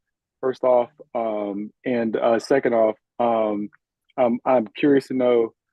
It sounds like we have a focus on chemistry, perhaps. Are we also thinking about physics, biology, and any other STEM fields also? Yes. So I can answer yes to both of those questions quickly. So we don't have any formal partnership with FIRST Robotics, but we have had some of the girls robotics teams in the area reach out to us and want to come to our workshops. So they've served as volunteers and they bring their robot, and the girls can, drive it around and stuff. So yeah, if you have a group of girls that wants to get involved, we'd love to do that too. And then your second question is about, so we really try to hit on all forms of STEM, especially in, that was just the one example I gave was the chemistry-based one, but really, so our projects are we have two different types of projects. The first ones are icebreaker activities, and that's what you would imagine as an icebreaker is, it's to get the girls in the room, hands-on. They take about 2 to 8 minutes each, and that we really try to hit on lots of different STEM fields. And then they sit down and work on 2 what we call design projects. And those are longer. They're about 35 to 45 minutes. And in there, we really get into the design process. We talk about a lot about the concept of learning from failure. I think something, especially with girls and, studies show that like women are, take failure really hard. And, I've had a lot of like the moms that come to our workshops saying like, I needed to hear that. So we really, those are much more open-ended projects. Where they, get a bag of supplies or there's a supply table that they can build from. And the one that Sadako was mentioning about a girl taking home, it's a zip line rescue. And so they get a bag of supplies and the challenge is to build a carrier to carry a Lego figure on a zip line that we set up. And it's, we have different like fishing line and twine and things like that. We bring a hairdryer and simulate wind and stuff like that. So, we really, are encouraging them to build something and test it and then, see what went wrong, what went right. And this girl that Sadako was mentioning, her mother sent me a video of her standing on their dining room table, and she had attached a ribbon from their chandelier down to the floor, and she was continuing to test her zipline carrier. And that just touched me so much that that's exactly what we want, is for them to go home and do this kind of stuff. Excellent. This is wonderful. Thank you. That's amazing. Thank you so much for sharing this. Thank you so much. Can I get Please. superintendent in our chair up here? Oh.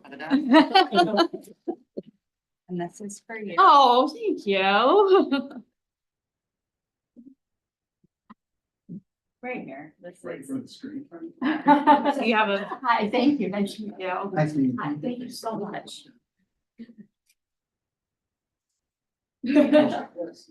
Block cross.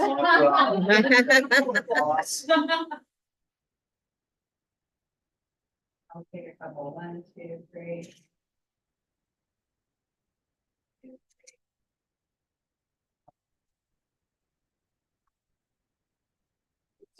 Thank you so much for having me. And if you ever want to come, we do have a workshop here on June 2nd. It's a Sunday afternoon. We have a lot of volunteers already, but we are always looking for more. Or if you know of any girls that would like to come, we do still have a few spots. Cool. You have information. Yeah, if you go to our website, which is just stemlikeagirl.org, you can find my email address and we can start to talk about that. Definitely. Thank you. Thank you. Enjoy the rest of your meeting. And now our next agenda item is Ross Tomlin. And Ross, if you don't know, is the former president of Tillamook Community College and served on our board for the previous 7 years, 6, 7 years. And so, yep, and so we'll see if we can pull him up. Hey, everybody. Hey, Ross. Yeah. See you. You're looking big smile. I like that. Yeah. You know all about retirement, right, Doug? There you go. You know it. Hey, Ross, thanks for coming tonight. I just wanted to make sure, oh, Mike, sorry, Ross, hold on.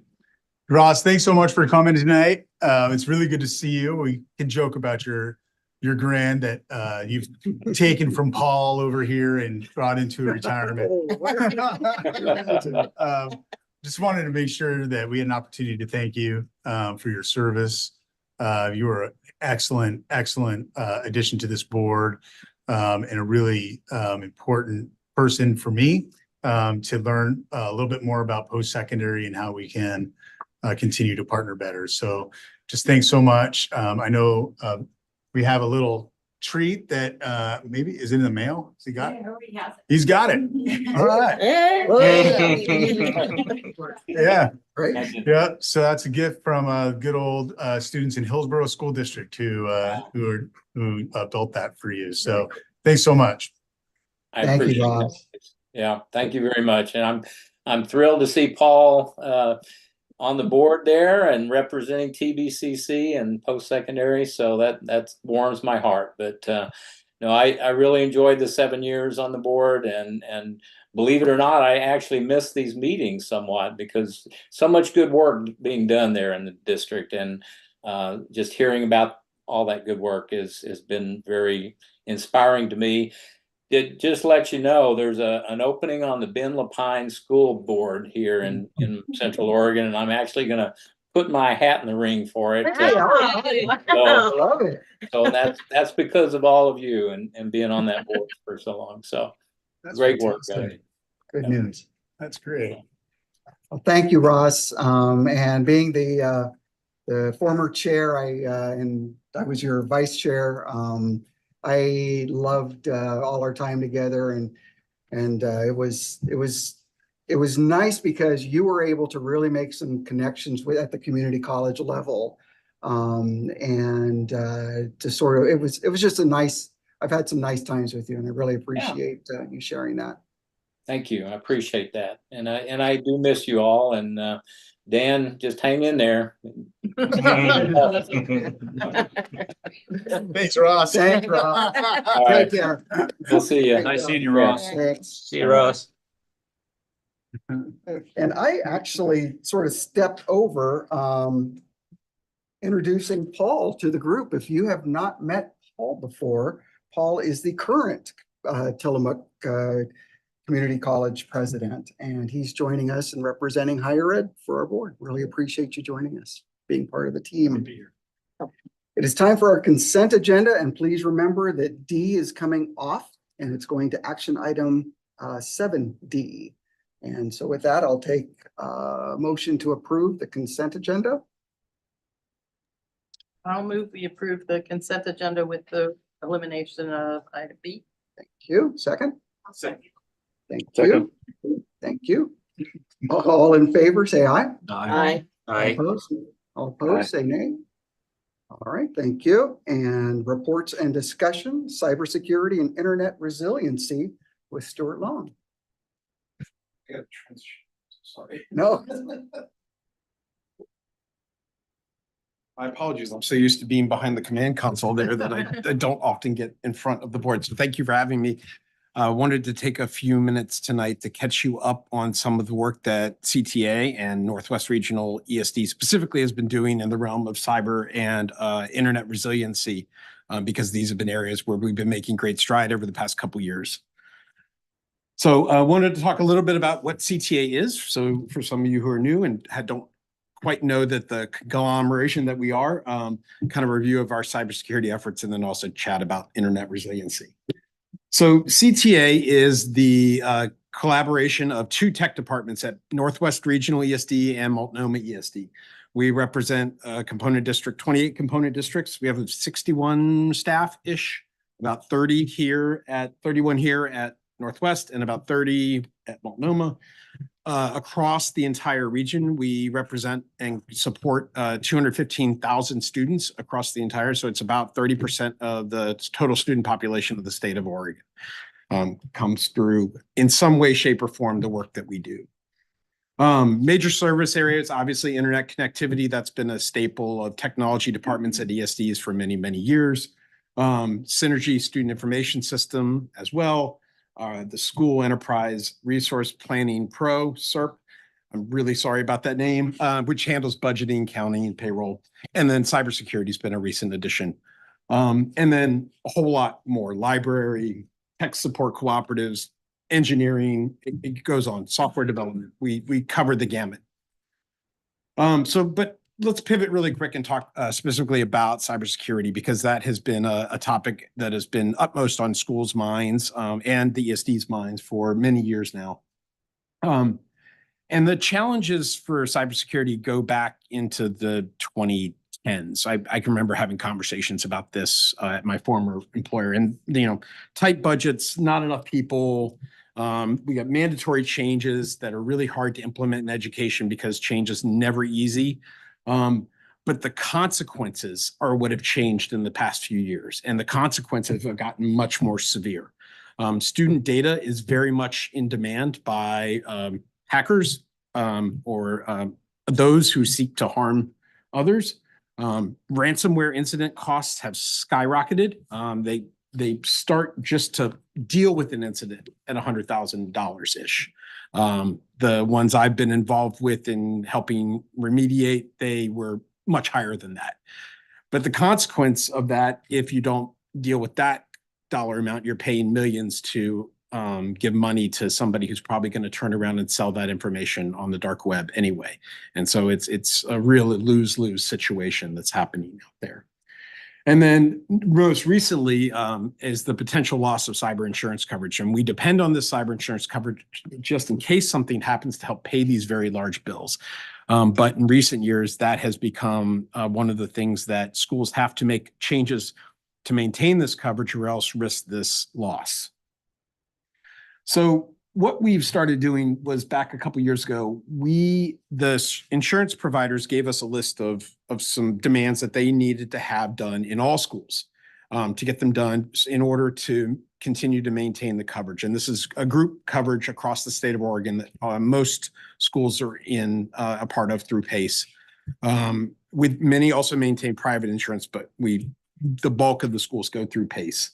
And so as part of our initiative, we started implementing at CTA the requirements ahead of the districts. We knew they were coming. We'd been in conversation with PACE.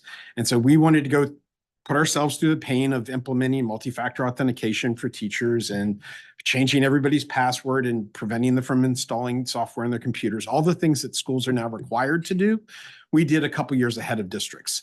That's both to protect us, but also to get some experience to help the districts and work through that. In addition, in 2021 and 2022, we made significant investments, both at the request of the districts, but also through this board and through NWRESD, and hired 3 security staff. And that is a large security team for K-12. We have an IS analyst who does nothing but just deal with security knowledge. And then we have 2 security engineers whose role it is to come alongside districts and support their teams. And lastly, most recently, we've started doing cooperative scanning. So we come into a district and we do a scan to show the district what we need, what they could help fix, and then bring security engineering alongside to help deal with the fixes. So because this is such a large initiative, it became one of TEC's major goals. And I was really excited to see, because I've been tracking this goal all year. We needed to get through a certain number of district assessments this year, a certain number of scans, and we did. So Dan, we're done for this year. There'll be more for next year, I'm sure. We've got all these districts done and a couple more to do before the end of the year. We should have about 72% completion in round 1. So we were really excited. The teams really worked hard to get that done. So what are these scans? Like what's actually in them? And so this is a sample scan results, and we actually produce a report that goes and is taken to the tech director and the superintendent if they want. And it shows what the vulnerabilities are. And a lot of this is what we call tech debt. It is years and years and years of technology decisions that were the right decision at the time, but over the course of time, as security requirements have changed, those are no longer the right decisions. But because there's such a pressing demand and so little resource to put to it for technology shops in a small district, it's really hard to get rid of this stuff. And so a lot of these items that are listed here are just things that are really easy to fix, but just need somebody to come along and say, no, you've got to go fix this, right? And let's give you some help doing it. And so this is the type of stuff we've been finding district after district after district after district, and everybody has something. There's not a district left that doesn't have a list that looks something like this. In addition, we worked with CrowdStrike to do a group purchase for districts in our region and Multnomah as well for enhanced detection and response. This is one of two tools that really goes really far in helping mitigate cyber threats. One is multi-factor authentication. Enhanced detection and response software is the other one. It's like antivirus on steroids is probably the best way to think about it.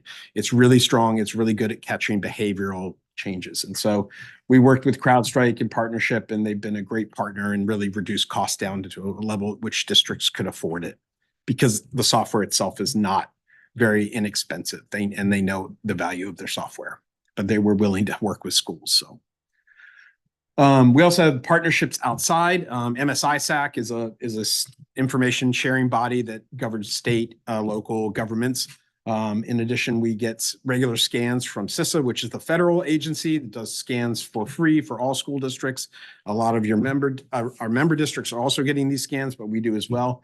And then we have a strong membership in K-12-6, which is an information sharing exchange just for cybersecurity in K-12, which started up a few years ago. So what's next are phase 2 scans. So we're going to go back. We really did a narrow focus scan on the districts just to look at their servers, like what's the really important stuff we need to protect. Now we're going to start going back next year and really expanding that out and looking at, let's look at all your student machines and see what's going on there, because we're probably likely to find some scary stuff there as well. We want to get that fixed. We want to look at workstations, what the students are doing. We've got to get Windows 11 rolled out for security and technical reasons. And then we've got to do some inward looking of scanning of our own systems internally, just to scare the living pants off of me and my team. So, we've got to do that too, because we got to eat our own dog food. So I'm going to keep going. I'll come back for questions about this. I know but I'm on a strict 10-minute time. So I'm going to keep plowing away here. Shifting gears and talking about the other major leg and other major goal that we've had for the year, which is internet resiliency. And these two do work hand in hand. But outages since the pandemic impact schools more than ever. After the pandemic, so much of the content is online and digital. So many schools are using tools like Google Docs or other online platforms that are sharing content with their kids digitally, that an internet outage is crisis level. And I was having trouble conveying this because you can't in the private sector, you talk about productivity loss, right? Because your factory's down, you're losing money every minute that factory's down. But we never looked at that in the K-12 world. So I took a middle school from Forest Grove and said, what would it look like if we measured the cost of a 4-hour outage for an average middle school in Forest Grove? I just picked one and picked their budget. They got a $4.8 million budget, and the cost of a day of instruction is about $27,000. So if they have a 4-hour internet outage and they aren't able to execute instruction in the same way, there's an up to $13,000 loss of real dollars that are being paid to people's salary that are not delivering the instruction the way they may intend to through the digital tools that they typically have available. And so there are real dollars at stake when we lose internet. And that's in addition to student disengagement and frustration and teacher frustration and learning impacts, right? Which are real when you lose the tool set that the kids are used to working with.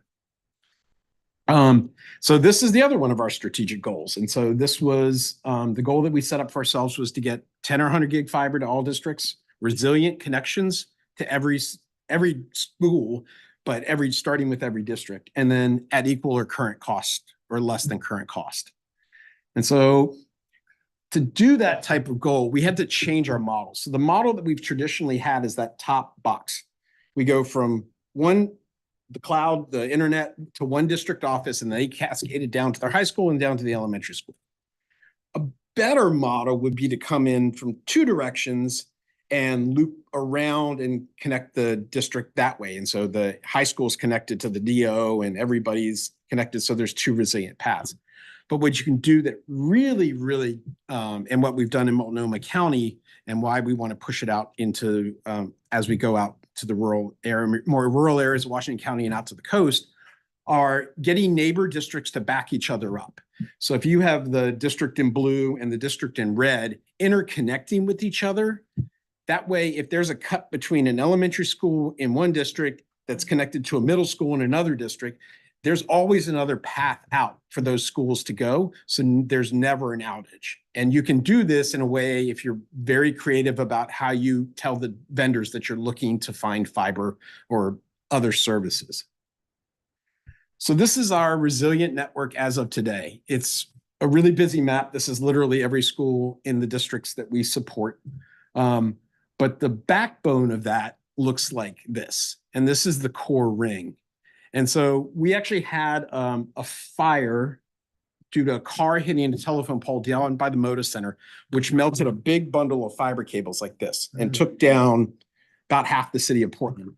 But what happened was the traffic from that, instead of going through here, rerouted all the way around this ring and all the way back through Northwest and then all the way back into Portland. And so the districts never went down. It got slow, but they didn't go down. And so they were able to keep teaching, they were able to keep functioning. And so while there is an impact, the repair doesn't take as not as critical because the functionality is still there for the district.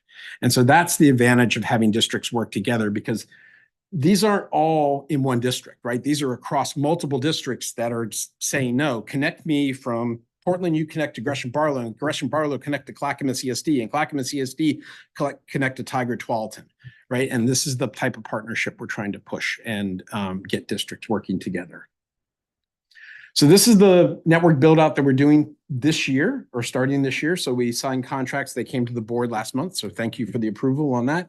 The stuff in yellow you'll see is the first ring that we'll be building out, which will go from this building to Forest Grove, through their network to Gaston, through Gaston's network down to Yamhill Carlton, who's one of our outside clients, and through Yamhill Carlton back around to the connection we have at Clackamas CSD.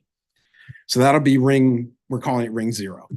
And then we're also establishing kind of two beachheads as we're out on the coast, one in Neocani, and then one up on the north coast in Astoria. And from there, we're going to use those anchors as ways to build out and go along both the Columbia River back and down through Columbia County, but then also down the coast and work in both directions, getting neighbors to connect to neighbors, schools to connect to schools, and start making this a much more resilient network. It also opens up crazy regional possibilities, like say taking Tillamook and connecting them to LBL, ESD, and all these other big lofty conversations we like to have, but you never know when those opportunities occur and you get neighbors connecting to neighbors at a regional level, and you can really extend this out. So, you know, the region stands better when it stands together, right? And this is what we would love to see built out, which is the full version of what we're hoping to build, which is there's always another path for the internet to go out and schools to stay online. And that way kids keep learning.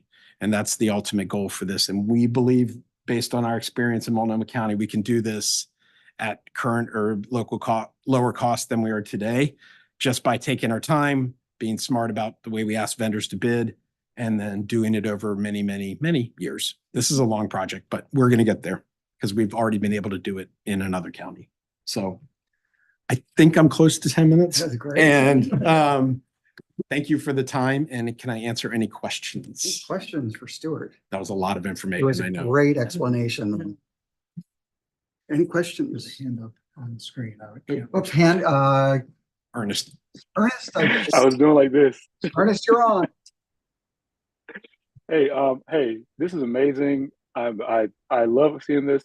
I have a couple of questions though. With the dual mesh network, first of all, wondering, like, is there a physical cutoff plan in case there's like an internal DOS attack? An internal DOS attack. So yes, they are segmented with each other with firewalls. We don't like just open up the pipes between them. Each district still maintains its own firewall and protection. So an internal DOS attack that theoretically took down one district internally, sorry about all the geeky, would not affect their neighbors. So. Okay. And I'm also curious about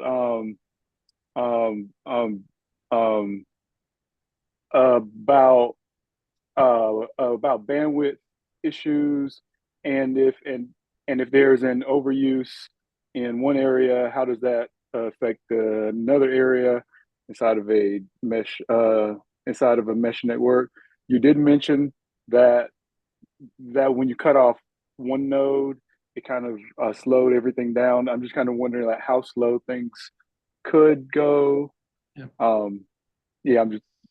Yeah. So in that example that I gave, it slowed it down significantly. I mean, that was a major fiber trunk, and we were down probably to about 30% of our capacity, just based on traffic, right? The way it actually works to everybody's benefit, because if that had just been an outage in Portland Public, everybody would have still felt the same impacts because the overall regional network was hit at that time. So it actually benefited everybody to be able to reroute and still stay alive from a network sense. But yeah, we also buy bandwidth. These are large pipes. So we're talking 100 gig or better. I think our core network is up to 400 gig. So we have enough bandwidth capacity to handle most traffic situations. Gotcha. So you don't really have to do any smoothing or anything like that because the pipes are big enough. I don't want to say we don't have to do any because my network guys will probably correct me. But the MPLS should be able to balance. The MPLS is the protocol that's being used and should be able to balance the load automatically. Mr. Chair, you can have well, oops, I'm sorry. Hey man, this is exciting. This is exciting. Yeah, thank you, Ernest. Thank you, Ernest. Becky. I know that maybe they haven't been added, or there at least was no lines attached, but I'm very curious about the Beaverton School District and where they are in this. The Beaverton School District, we actually are connected with. They connect to this building right here. And they were bidding, they are currently in the process of bidding out an internal fiber network. They have one. And so we actually actively talk with them frequently about how to look for other opportunities to interconnect. So Beaverton does have its own network that it builds kind of under its own direction, but at the same time, they're a great partner and we work with them all the time, and they're tied in here. More cost effective, correct? I think there's some opportunities there for savings, but I don't want to say that because without knowing what their bid looks like, right? So I think, but we do have conversations regularly between both myself and Steve, who's their CIO, and then also our network engineers and their team too. So, thank you. Any other questions? If not, thank you. That was a nice presentation. Thank you all very much. And we will move to dual credit program report, Jerome Townsend and Joel Sebastian.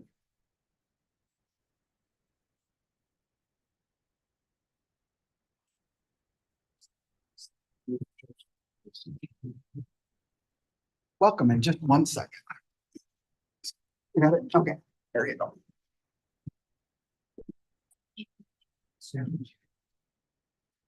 And yes, please, if there's a, pull up another chair. Take it you were Sarah. Yes. Good. Hi, Sarah. Hi, you're Katie's dad. I am. Yes. I am proudly Katie's dad. Yes, I'm seeing her around here. And you may begin. Thank you. All right. Good evening, Board of Directors and all of the guests as well. We are here to just give you sort of some highlights and updates around dual credit, how it aligns with our strategic goal. We do have here with us Joel Sebastian, who is our coordinator of post-secondary pathways with Willamette Promise, and also Sarah Franklin, was with our CCR team. You may know her as well. She's a professional learning coach also. We're going to just talk a little bit about our partnership with Willamette Promise and what we're doing with dual credit. Maybe some challenges as well. I know we were posed a question and hopefully we'll be able to answer that and speak to that as well. So without further ado, I'll turn it over to Sarah and Joel. Thank you. Well, I'll start us out just by kind of doing a dual credit overview for our region. So if you want to advance to the next slide, that would be great. So there are a variety of different ways that students can get dual credit in our region. One of which is the Willamette Promise program, which Joel will speak more specifically about. And that's open to any school district in our region because we already have that partnership with them. Another way that students can earn dual credit, and this is when a student, right, is enrolled in high school and a post-secondary institution at the same time, so not AP or IB classes, but separate from that, would be our 3 local community colleges. And so Tillamook Bay Community College, Portland Community College, and Clatsop Community College are our partners in our regions. And so the schools in those areas can partner with them and offer classes to students if a teacher qualifies. And then aside from those 2, just individual teacher partnerships happen as well. So for example, I know there's some in Beaverton School District, some partnerships with Portland State University. I know Hillsborough School District relies on Chemeketa Community College for some of their articulations because Portland Community College doesn't offer the specific, I think it's a CTE class that they're looking for. So it really is diverse and it varies depending on the district that a student attends.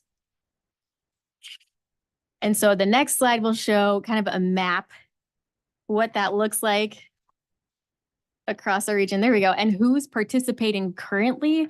And so our team, the Career and College Readiness team, we've begun the task of, as we're diving into this, of just mapping out what does dual credit look like in our region. And the more we dive into this, the more complicated we're noticing it is.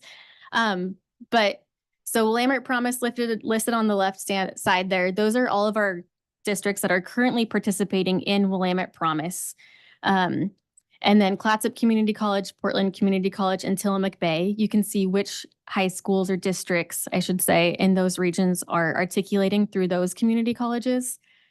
The 2 that we don't have any data for are Jewel and Napa, and those are schools and districts that we've contacted directly and we've said, hey, like we don't have any data from you. Does that sound accurate? Sometimes schools aren't tracking their dual credit. And so it's hard information to come by. And so we're still working to see what Jewel and Napa have to offer their students. These are student enrollment counts per community college. And this is, we asked each community college to share with us some data from this last school year, except for Portland Community College. That's from the 2021 to 22 school year. That was the most recent data that they had available for us. These are just for our region. So I know Portland Community College serves more than just Northwest Regional or service district. So the number up there is just for our service district. And I should say that a student could be dual counted in this. So for example, if there's a kid in Hillsborough who's taking 2 PCC dual credit classes, they're going to be counted as 2 in that student enrollment count. But like I said, we, and aligned with our strategic plan, right, with expanding dual credit opportunities, especially for historically marginalized students, what we realized as we kind of rolled our sleeves and started to get into this is that just the baseline data, just having access to that is really tricky. ODE is not required to track dual credits in our state, not yet anyway, but they're working on it, hopefully. And each district tracks it a little bit differently. And so does each college or university. And so we've found ourselves having to kind of go to all these individual partnerships and ask, hey, can we see what your data is for this? So it's a little bit of a chase trying to track it down. What our team is working on for going into next year is we've been connecting with each high school in our area and saying, hey, who typically puts your classes into Synergy, the student information system? Did you know that you could actually check a box and label it as a dual credit class? Because at least for the districts that we have a data sharing agreement with, we can pull that data, or a data team can here at the ESD. And so we can start to disaggregate the data and see not necessarily who's earning the dual credit, but who's enrolled in the class.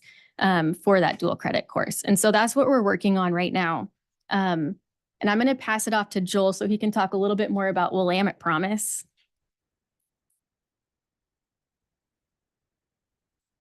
Good evening, Joel Sebastian, dual credit coordinator at the Willamette ESD. And so I do dual credit with them, and I also coordinate our career connected learning, work-based learning programs as well at the ESD. And I just want to, if we can go back one slide. Yeah, I just want to say, like, we've had a long partnership with the Northwest Regional ESD.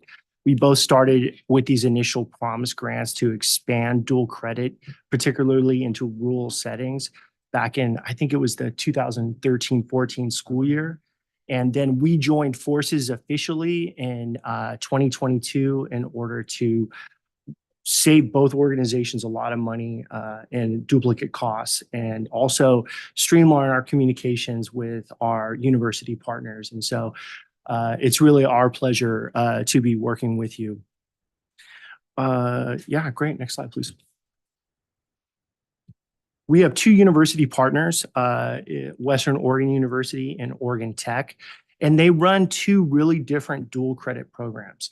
So Western Oregon University runs what we call an assessment-based learning dual credit program. This is where faculty at Western Oregon actually write the assessments that the students are going to take for the course. And there's, so we have a really tight alignment between the university standards and what's happening in these assessment-based learning courses. Because there's so much oversight with the faculty at Western Oregon, we have a lot of flexibility for who we're able to qualify to teach those courses through Western Oregon. Oregon Tech's a little more traditional.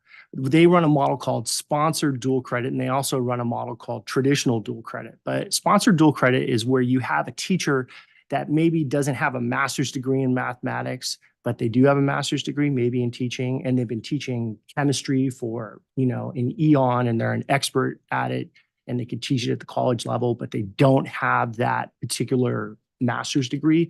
Sponsored dual credit is where that faculty in charge of that department at OIT would look at this person's, you know, history and resume and whatnot and decide they're probably qualified to do it. Let's put them in there. It's just a brief chart of kind of what these models look like. And the little clover really indicates where these models have diverged from a traditional model in order to provide flexibility and access for students. One piece that's really important for both of our models, which are assessment-based learning and sponsored dual credit, is ongoing professional development. So teachers who are teaching for us in your region, let's say, again, it's chemistry. They are meeting 3 times a year for 3-day-long trainings with OIT faculty from the chemistry department, and they're solving problems of practice. They're refining rubrics. They're discussing instruction. They're helping teachers resolve how they're going to grade a student. And so a real cornerstone to the program is ongoing professional development. Lots of benefits for our students. One thing that I didn't list on here actually was a Ed Northwest study. I think it was 2018. That talked about the outcomes of accelerated learning opportunities inside of high schools. And, you know, what they found was that if you run an accelerated credit program in a high school, it could be IB, AP, you know, all the sponsored or all the dual credit models. It increases the likelihood of graduation by 33%. So it's huge. And if you're a kid that's in a class, but you're not signed up for the dual credit option, but your English teacher is offering like 121Z, you know, writing 121, your likelihood of graduating increases just 5% because you happen to be in the same class where dual credit is, you know, being offered. They also looked at impacts of college enrollment. And this is a massive increase in likelihood as well, up to 32% for students that are completing dual credit courses while they're in high school, matriculating onto college. And then lastly, Another impact that they took a look at was just persistence in college in year 2, moving into year 2 of their college career, and very positive effects from that as well.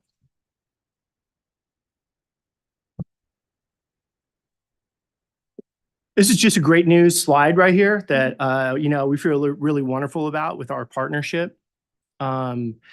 And I would say that, you have a lot of really large districts in your region that can account for a lot of these credits or these dollars, potential dollars saved. But I also want to highlight some of your smaller districts that have made, really profound impact. Vernonia, 505 credits. It's $103,000. Tillamook, $220,000. Banks, $244,000 in college savings. Over 1,100 credits earned at Banks High School. I mean, it's awesome. So Sherwood and St. Helens both at $500,000. So some of these smaller districts are really benefiting from the partnership and the work that Northwest Region ESD is doing in these areas.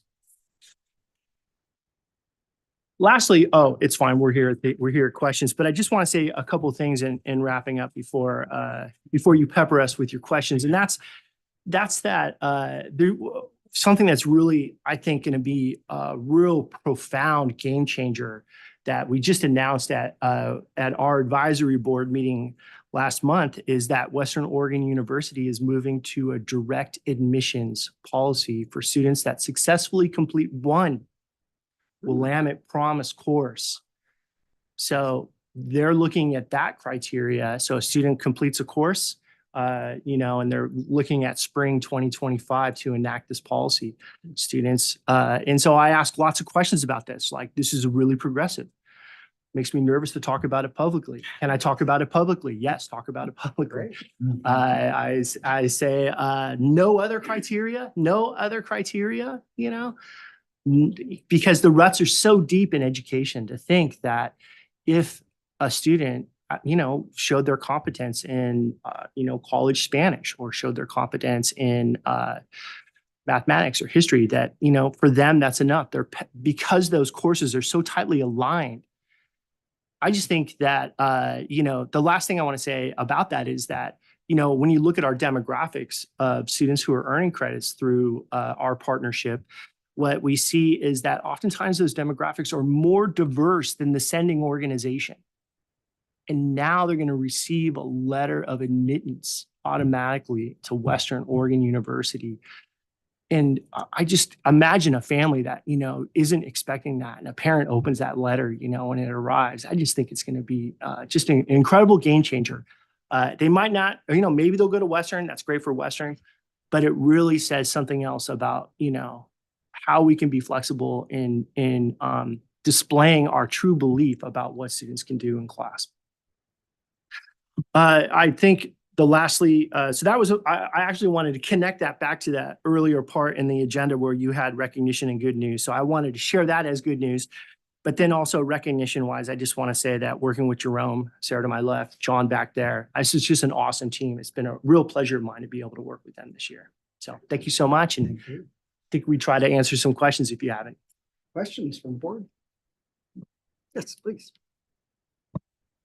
Thanks for the hard work, and I really admire all the work, and you're spot on about the impact, I think, of creating self-efficacy in our students by being able to show that they can complete something. So I really appreciate all of that. I do have a question about coordination of dual credit offerings, right? Especially if you have a school district that might have multiple partners that they're with that are offering dual credit. And a lot of times, I think we have had a strong push for access to dual credit without really thinking about what the dual credit is necessarily, and that they coordinate together in a meaningful way. And I mention that because I do know that oftentimes students that complete a lot of dual credit just because it's there and they think it's a good thing to do, and your numbers reflect that there's a lot of students that do that. They often lose out in the long run because especially if they go to a community college, they burn some of their Oregon Promise credits and things like that. So I think, looking at as we look to expand, it's really expanding with that end goal in mind so that it's maximal credits that really are for a purpose and serve something for the student right up, and because it can cost them in the long run in financial aid, et cetera. So any thoughts about how that coordination could occur, or if you're kind of looking at that as you go out and really try to build out dual credit programs? Yeah, it's a great question. And one that I really kind of learned a little bit about the complexity this year. You do have all these different variations of credit opportunities, especially in large organizations. And sometimes in those organizations, they don't know, like, all of their credit opportunities that they're actually running in their high schools, because oftentimes, we're just thinking about AP or IB, as school principals. One of the, I would just have to say one of the underpinnings of our program is around credits with a purpose. So when you look at our courses that we offer, these are all lower general education, transferable, highly transferable credits. There is one elective, I think it's theater, that we offer, but all the other courses are really are nested right in the core as it's related to transferability. And as a gentleman was saying, students have, the Oregon Promise, where they can have free college, community college, up to 90 credits, but dual credits actually count as part of that number. So it's really important that students are taking courses that are highly transferable, that are really truly nested in the core curriculum, so that they're transferable and they work for that student as they matriculate either to a junior college or a community college or into a four-year. I think you're right. There needs to be more coordination at the district level around this. Some districts have a coordinator assigned, and the larger districts do, but most districts don't. And most high school principals, we send a handbook every year, to every high school principal about the program. Right now, we're in the middle of a massive email campaign, eliciting feedback from our principals across all of the regions.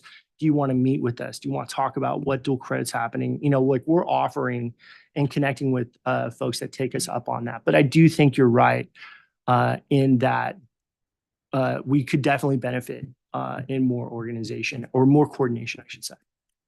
Yeah. I have a quick question, Joel. Back in the day, working at the state level, we had a very difficult time getting colleges to agree on course titles, numbering, transfer pieces. I know it's a big can of worms, and I'm not going to ask out of state because that's a whole other thing. Please tell me there's some coordinated effort to try and standardize at the state level at universities. Yes, so the Higher Education Coordinating Commission is running a subcommittee, and there's the Oregon transfer map that's in statute. There's also common course numbering. So these Z courses are courses that have a shared outcomes and also a shared course title and shared seat hours. And so there is some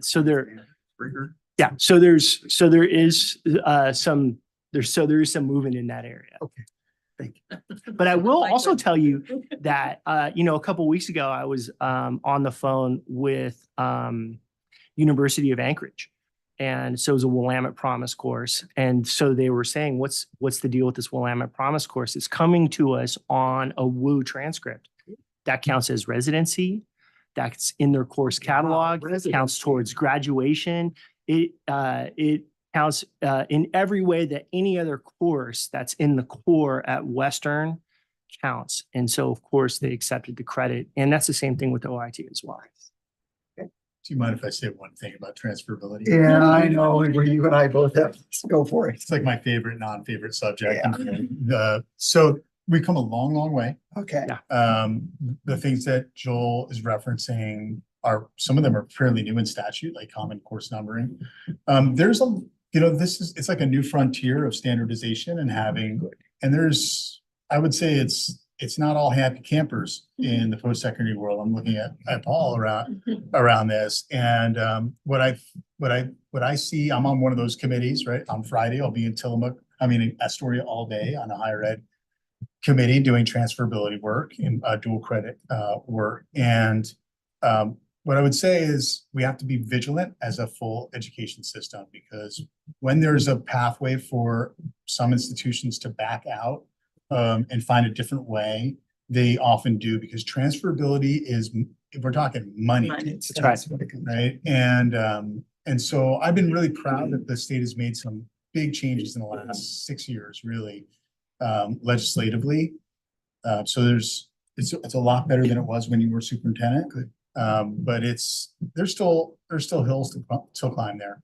Yeah, Superintendent Goldman is right on with this. And in fact, some of those hills are so steep that, a university, removed a course from their catalog, so. That's rare. So it's pretty, so there is. Class. Yes. So there continues to be some real resistance. I think that, it's safe to say the ruts are really deep in education at all levels at times. All right. Thank you so much. Great information. And I'm pleased with the answer you gave me. So hopefully it'll continue to move. Thank you. Yeah, I know. And with that, we're going to do our first read of policies GBN, JBA, and JBNAB, JHE, I believe, with Debbie. I know you've missed this part of the board agenda deeply. I do want to let you know, we did receive the policy materials that I have anticipated most of the year, and we are currently going through the 40 different policies that were provided to determine which ones are required, et cetera. Unfortunately, we received that too close to preparing for this meeting in order to be able to send those out to some of our supervisors and other staff, as well as the Board Equity Policy Committee, in order to get more feedback. So the ones you have in front of you are the two that are the sexual harassment and the reporting of child abuse. Those are required and seem timely given some of the issues we currently have. So that policy is there. There's also, and I believe the board cover sheet also provides an overview of the discount in the pricing for those districts that do purchase services through the ESD. Jordan's lucky enough to be here if you have questions about that. So those are just a first reading. I think that's the second policy is going to be very interesting. I think that's a wise decision to make. Are you talking about the financial policy? Questions about either policy? All right. Sorry, Becky. On so the yellow, so I just want to make sure that the yellow things that are highlighted are being deleted or they're being added. Those are, Dan and I debated this yesterday because we've done this a couple of different times. This policy particularly has a number of choices in the brackets for the board to make as it adopts its policy. For this time, because there were so many, and to keep it straight for myself, I highlighted our recommendations. Okay. In yellow. Okay. So that was my, and I know from going through policy work that the bracketed is suggested. Yeah. So that brings me to response below where you've highlighted shall immediately report. And I have learned from being around legal counsel at a school district that when you have those what is immediate? You'll notice at the end of that sentence that I added within 24 hours. So that's 24 hours from when the person was aware? Yeah. Yes. Or 24 hours from when it aware. Aware. Okay. And I'll add that moving forward because that's an excellent clarification. And I agree, immediately means a lot of different things to different people. Right, so, thank you. Thank you. Other questions about any of this? Not, thank you. It's nice to sit in this chair. Look forward to being back here next time. Okay. And we're with administrative reports, Superintendent Goldman. Yeah, I mean, they're just chock full of goodness. I will say, what really caught my eye, they're all great, but what really caught my eye because it has colors in it. And it's just really exciting are the blind, visually impaired work in the team that is putting those things together. Last year, I got to go to, I think it was like the first one since the pandemic, an event like this, and just to like be in space where kids have so many challenges, physical challenges, are engaged in sports and with each other. It's just awesome. So just a real shout out to our special ed team and Kathy Jensen's team over there, and everything else is great. I'm happy to answer any questions people might have. Any questions on the administrative reports? If not, thank you. And we're now to action items. We have 4 of them. We'll start with approving resolution 24-006 Pride Month. Is Lawaru here? Well, there he is. Welcome. Thank you. Thank you. Appreciate you having me. Greetings, board members, superintendent. Dango. I am honored to bring you our resolution today related to Pride Month. And what I'll do is I'll share the resolution. As usual, this was something that we've done in partnership with community members, as well as providing a variety of resources at the end that allow us the opportunity to take this from just a symbolic gesture of true and authentic appreciation for a celebration to action as well. So things that we can do, ways to support, connections, how we can learn. So that I won't read through those at the end, but do take a look at those as part of the resolution. So whereas Pride Month celebration includes people who are two-spirit, lesbian, gay, bisexual, transgender, queer, intersex, asexual, pansexual, gender fluid, non-binary, as well as heterosexual and cisgender allies. And whereas we acknowledge and uplift the sacrifices and advancements that have been made in the LGBTQ2SIA+ community, we recognize not only the contributions, but the significant oppression that has been dealt at the hands of systems that have disenfranchised and enforced exclusionary policies on a community, preventing meaningful participation in all areas of life. While there have been many significant strides in the 60 years since the passage of the Equal Employment Opportunity Act, today advocacy efforts still mark a community lifting up and shouldering a burden to advance their rights in many areas, including housing, education, and employment. And whereas we marked a monumental victory for the LGBTQ+ community in 2015 with the passage of a federal marriage law, the fight for equality extends beyond marriage rights. The significance of the LGBTQ community's strength lies in its ability to challenge discriminatory laws and societal attitudes, paving the way for greater acceptance, inclusion, and equal treatment under the law for all individuals, regardless of sexual orientation or gender identity. And whereas the historical evidence of the advocacy over 5 decades ago, starting with Stonewall riots in 1969 and flourishing into a national movement, has raised our collective consciousness around advancing. They refuse to let their voices be silenced and resisted continued marginalization. In historical movements like Stonewall, it was imperative we draw upon the brave resistors and individuals who give us hope that we can organize and advocate for basic human rights. We can share our stories and start a movement by recognizing our shared oppression. That is a legacy that still persists today as a symbol of resilience, solidarity, and the ongoing struggle for equality and acceptance.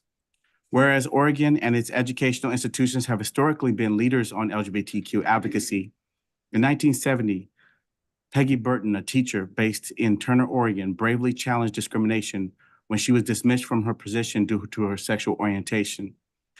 Her ensuing federal lawsuit her federal civil rights lawsuit marked a milestone as the first of its kind filed by an openly LGBT public school teacher in the United States, and notably the first civil rights lawsuit of any nature initiated by an LGBT individual in Oregon.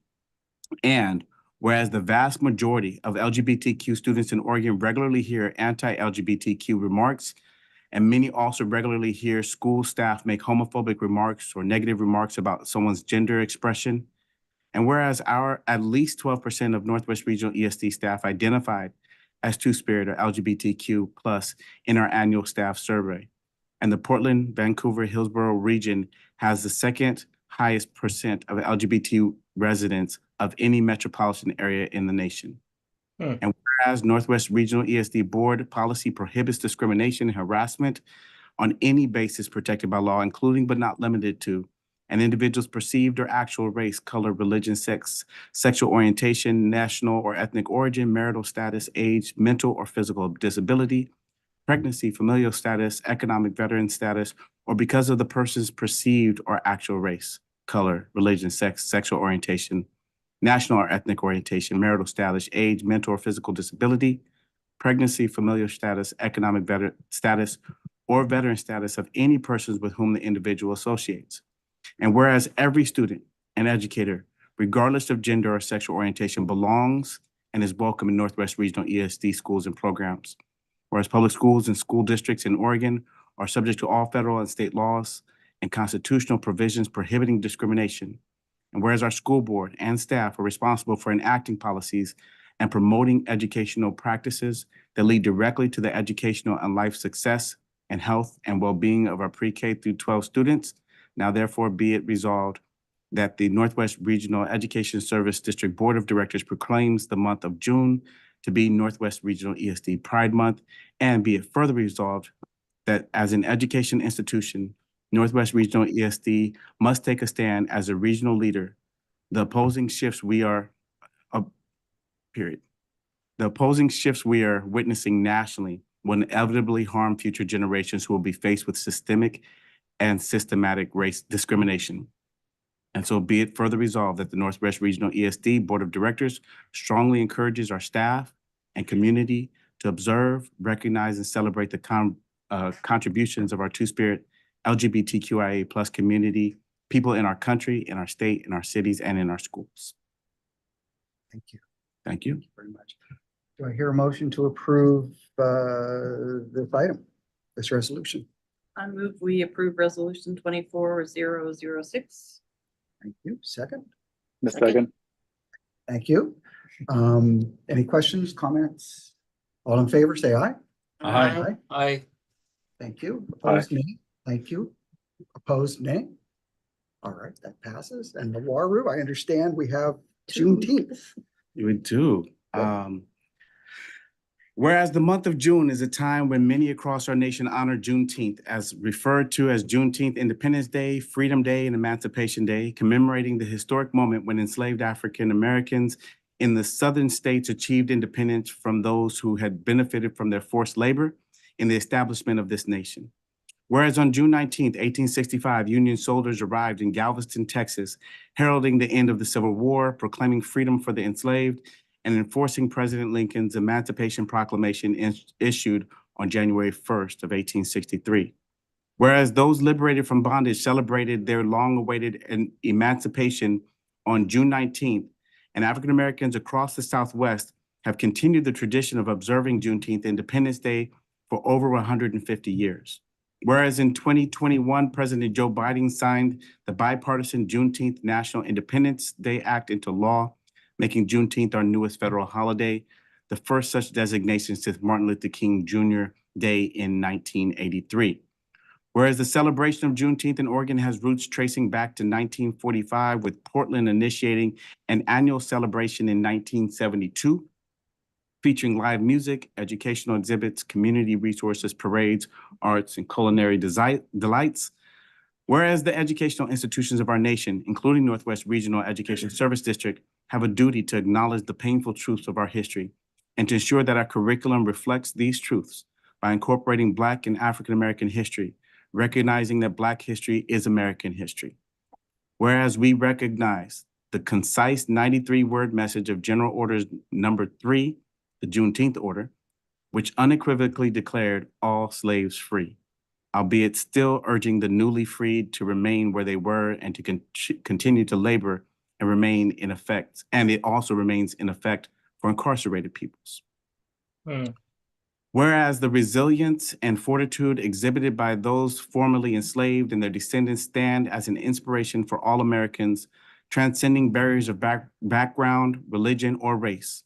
Whereas Juneteenth Independence Day celebrations serve to commemorate African-American freedom while fostering self-improvement and respect for diverse cultures. Whereas Northwest Regional ESD is committed to fostering inclusivity, multiculturalism, and anti-racism to ensure student success and a flourishing community. Now therefore be it resolved that the Northwest Regional Education Service District Board of Directors hereby officially honors June 19th of 2024 as Juneteenth Independence Day, a day to celebrate and underscore a collective commitment to combating injustices in all its forms. Be it further resolved that the Northwest Regional Education Service District Board of Directors recognizes the historical significance of Juneteenth Independence Day to the communities we serve and pledges to continue promoting education, reflection, and celebration of this pivotal moment in our nation's history, providing an opportunity for deeper understanding of the experiences that have shaped the United States. Be it further resolved that the Northwest Regional ESD Board of Directors encourages students, families, and staff to participate in Juneteenth celebrations on and around June 19th, recognizing that the observance of the end of slavery is an integral part of our nation's history and heritage.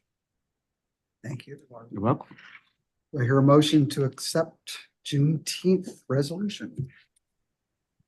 I also move. Oops, thank you. I'll Thank you, second. Ernest, and thank you, Chris. All those in favor, say aye. Aye. Aye. Aye. All those, thank you. All those opposed, say no. Okay. We didn't hear. For discussion. Oh, yeah. Sorry, that's that. Okay, we'll move on. Straight to an exciting. One thing I'd like to point out that's an interesting element for Juneteenth activities and resources. There's a Juneteenth rodeo, June 16th at the Veterans Memorial Coliseum. There's a link in there, 8secondsrodeo.com. Would recommend taking a look at that as well as the other events. But rodeos are always I fun. love it that you give us little things usually. Oh yeah, that's a good one. That one's a good one as well. So maybe we can all just collectively go as an organization. If I might, Mr. Chair. So Laura did such a great job, and I know it's not just Laura. We've got our Inger Hardy McDowell. We've got other staff in the Equity and Family Partnerships Department who do just a ton of work pulling together people in our community to create these. And they're wonderful and they're beautifully written.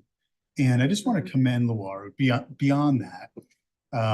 We made a commitment a long time ago together that we weren't going to do these things unless we back them up with action. And what we do as an organization, we're an education organization. So our action is about education, right? Like, so that's how we have moved this thing forward. And when I say we, I mean his department. And I just think the resources in here, like I was clicking through them earlier this week. I learned something every time. I learned something completely new, and I feel like just like lost in history because I don't know these things. And I just wanted to appreciate you and the team, and also just center, the pain that are actually in these for people, right? And what we need to do as an organization and society to make space for other ways of being. And so just wanted to appreciate the work and keep it going in your department. Thank you. I appreciate that. Thank you. I'll share that. Thank you. Please. I just wanted to take a time to commend you for your work. It's a very important work that we do, and as a new board member on this board, and proud to be able to help lead a district. And thank you for your work. You're welcome. And the folder that's kept for the past resolutions, we have a folder that's available to be able to take a look at if you had an interest in looking at some of the past ones. And then on our intranet site, which everyone with the ESD email has access to, we have an equity and anti-racism page there where we have them all listed there as well. So if that's helpful to take a look at. Yeah, I appreciate it. I certainly will. Thank you again. Thank you. And Thank you. we will, thank you very much. And we have now the supplemental budget for 23-24 with Jordan. Sure, you can give us just exciting. Oh, my goodness, this has to be the highlight of your whole year. I apologize for my coughing fits here. This is about the time of day that my Claritin usually wears off, and I should have known that, and I didn't, and I apologize for that. So before you, you have a supplemental budget resolution, and I've spoken with the board about this in prior reports. We got increased state school fund revenue this year, and that revenue, 90% of it belongs to our districts, and or I shouldn't say belongs to, but flows through to our districts in different ways. And so those are unanticipated resources. Unanticipated revenue is one of the reasons given under the law for a supplemental budget. I did want to point out this resolution does kind of look a little funny. There's two different parts that look like they kind of say the same thing. One about the general fund, one about supplemental appropriations. And the reason for that is because the general fund needs a supplemental budget because there are new resources being introduced that were not discussed in prior budget year. For all of the other funds, those are just the funds that are then being transferred from the general fund over to those other funds. In whatever, this is where we anticipate districts using those funds, is the enterprise fund, the trust and agency fund. And I think we have another one here. Oh, and then, so that's the end of that part. And then we also, Superintendent Goldman and I have talked to you about utilizing some of our unrestricted resources from the general fund. That's not a new resource, but it is a new transfer from the general fund because the budget that was adopted last year had that transfer coming from Fund 200 because it was going to be paid by the EIECSE contract. Instead, we want to use our general fund to pay the debt service for the Alaclec building. So I need to transfer additional money into the debt service fund from the general fund in lieu of transferring. So I will not do the transfer that the board adopted in the budget last year from Fund 200. That transfer is not going to happen. This transfer now comes from the general fund. What we're doing with this is it's not that the general fund is paying the debt service. This is a mechanism that we have that allows us to limit the impacts of the state's decision with EIECSE for this 1 year. And so in aggregate, that is what's being shown in this resolution. To the brave soul, if you're willing to make a motion, you do not have to read this whole thing.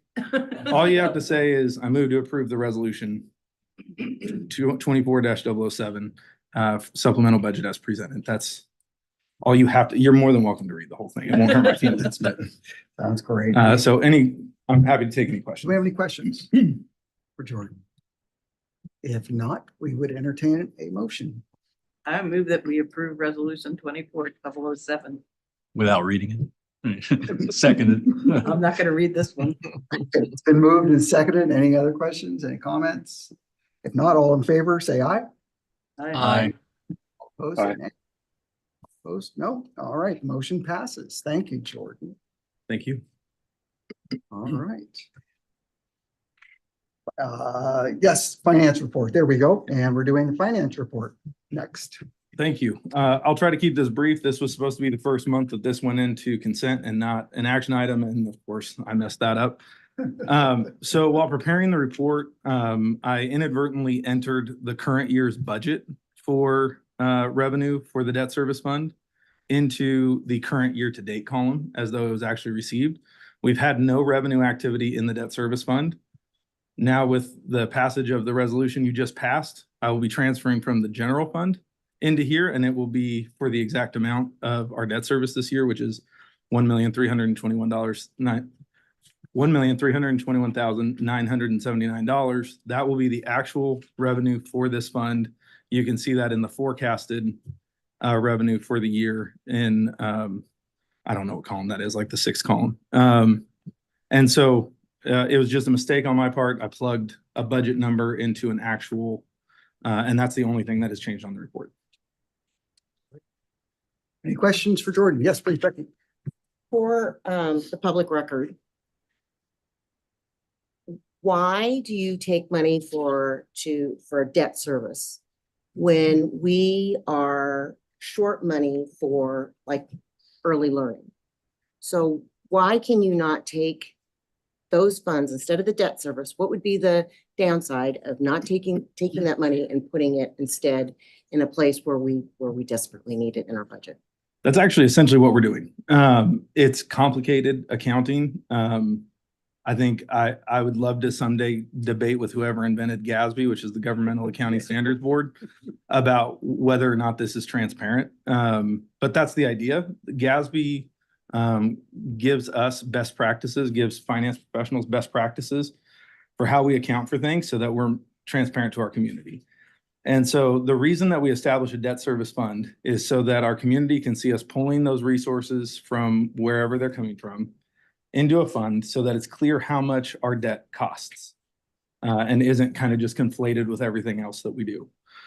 The payment for this building was supposed to come from, we actually utilize a sub-fund, Fund 204, for EIE CSE's programs. It was supposed to come from there. I could still send that payment to the debt service fund from Fund 204 and then initiate a transfer from the general fund into 204 to then backfill the bigger hole that was left. Or I can just go from the general fund to the debt service fund, bypass Fund 204, and Fund 204 is just used for early learning. But this is an early learning expense. But rather than apply the general fund payment to a whole bunch of salary line items and different things like that, we're just taking out a chunk of it with the debt service payment. Thank you. Thank you for the question. Any other questions? Anybody online? If not, we'll entertain a motion. I'll move we approve the financial report as presented. Thank you, Chris. Any second? Second. Good, thank you. And all in favor, say aye. Aye. Aye. Thank you. All opposed, say nay. All right, with that passes. Thank you, Jordan. And we'll move on to reports and for board reports. Any board member comments or any activities over the past month or anything you'd like to share? I'm just going to make another reminder, May 31st. Thank you. Really The appreciate it. foundation, lovely event, nice wine, beautiful view. Please come. Be prepared with the paddle raised to make a donation. Of course. Good, thank you. Anything else? I have a quick thing just to share, just because I should. The contract language stipulates that the superintendent will be evaluated through surveying the 20 Northwest Regional ESD component school district superintendents, the Northwest Regional ESD cabinet, and its board of directors. Vice Chair Wolf, board member Timchik, and I became the evaluation team, and we reviewed and discussed the survey responses and Superintendent Goldman's self-reflection for the 2023-24 school year. Here are a couple examples of what we received. This one was Superintendent Goldman facilitates conversations which are relevant among regional superintendent colleagues and which are relevant and timely. He is a great thought partner that I seek out when I need someone to help me understand the big picture, tricky politics, or decision-making processes. And this was from a component school district superintendent. Another one is, our superintendent is an incredibly strong leader with a vision that puts students first. He has ensured that we are at the forefront of the early literacy work and has advocated fiercely for the EIECSE funding and does a great job developing leadership as cabinet members. I feel lucky to serve on his team. I am always impressed with his reflection, the reflection of his own practice, and work with continuous improvement to always raise the bar. And that was from a cabinet member. So considering those surveys and self-reflection, the board evaluation team composed an evaluation letter and presented it to Superintendent Goldman in late April.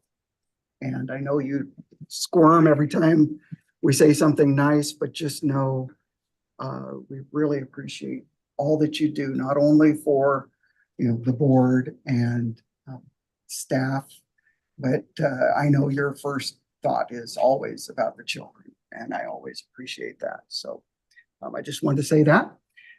And any other comments? If not, we'll adjourn this meeting. See you next month. Thank you. Bye.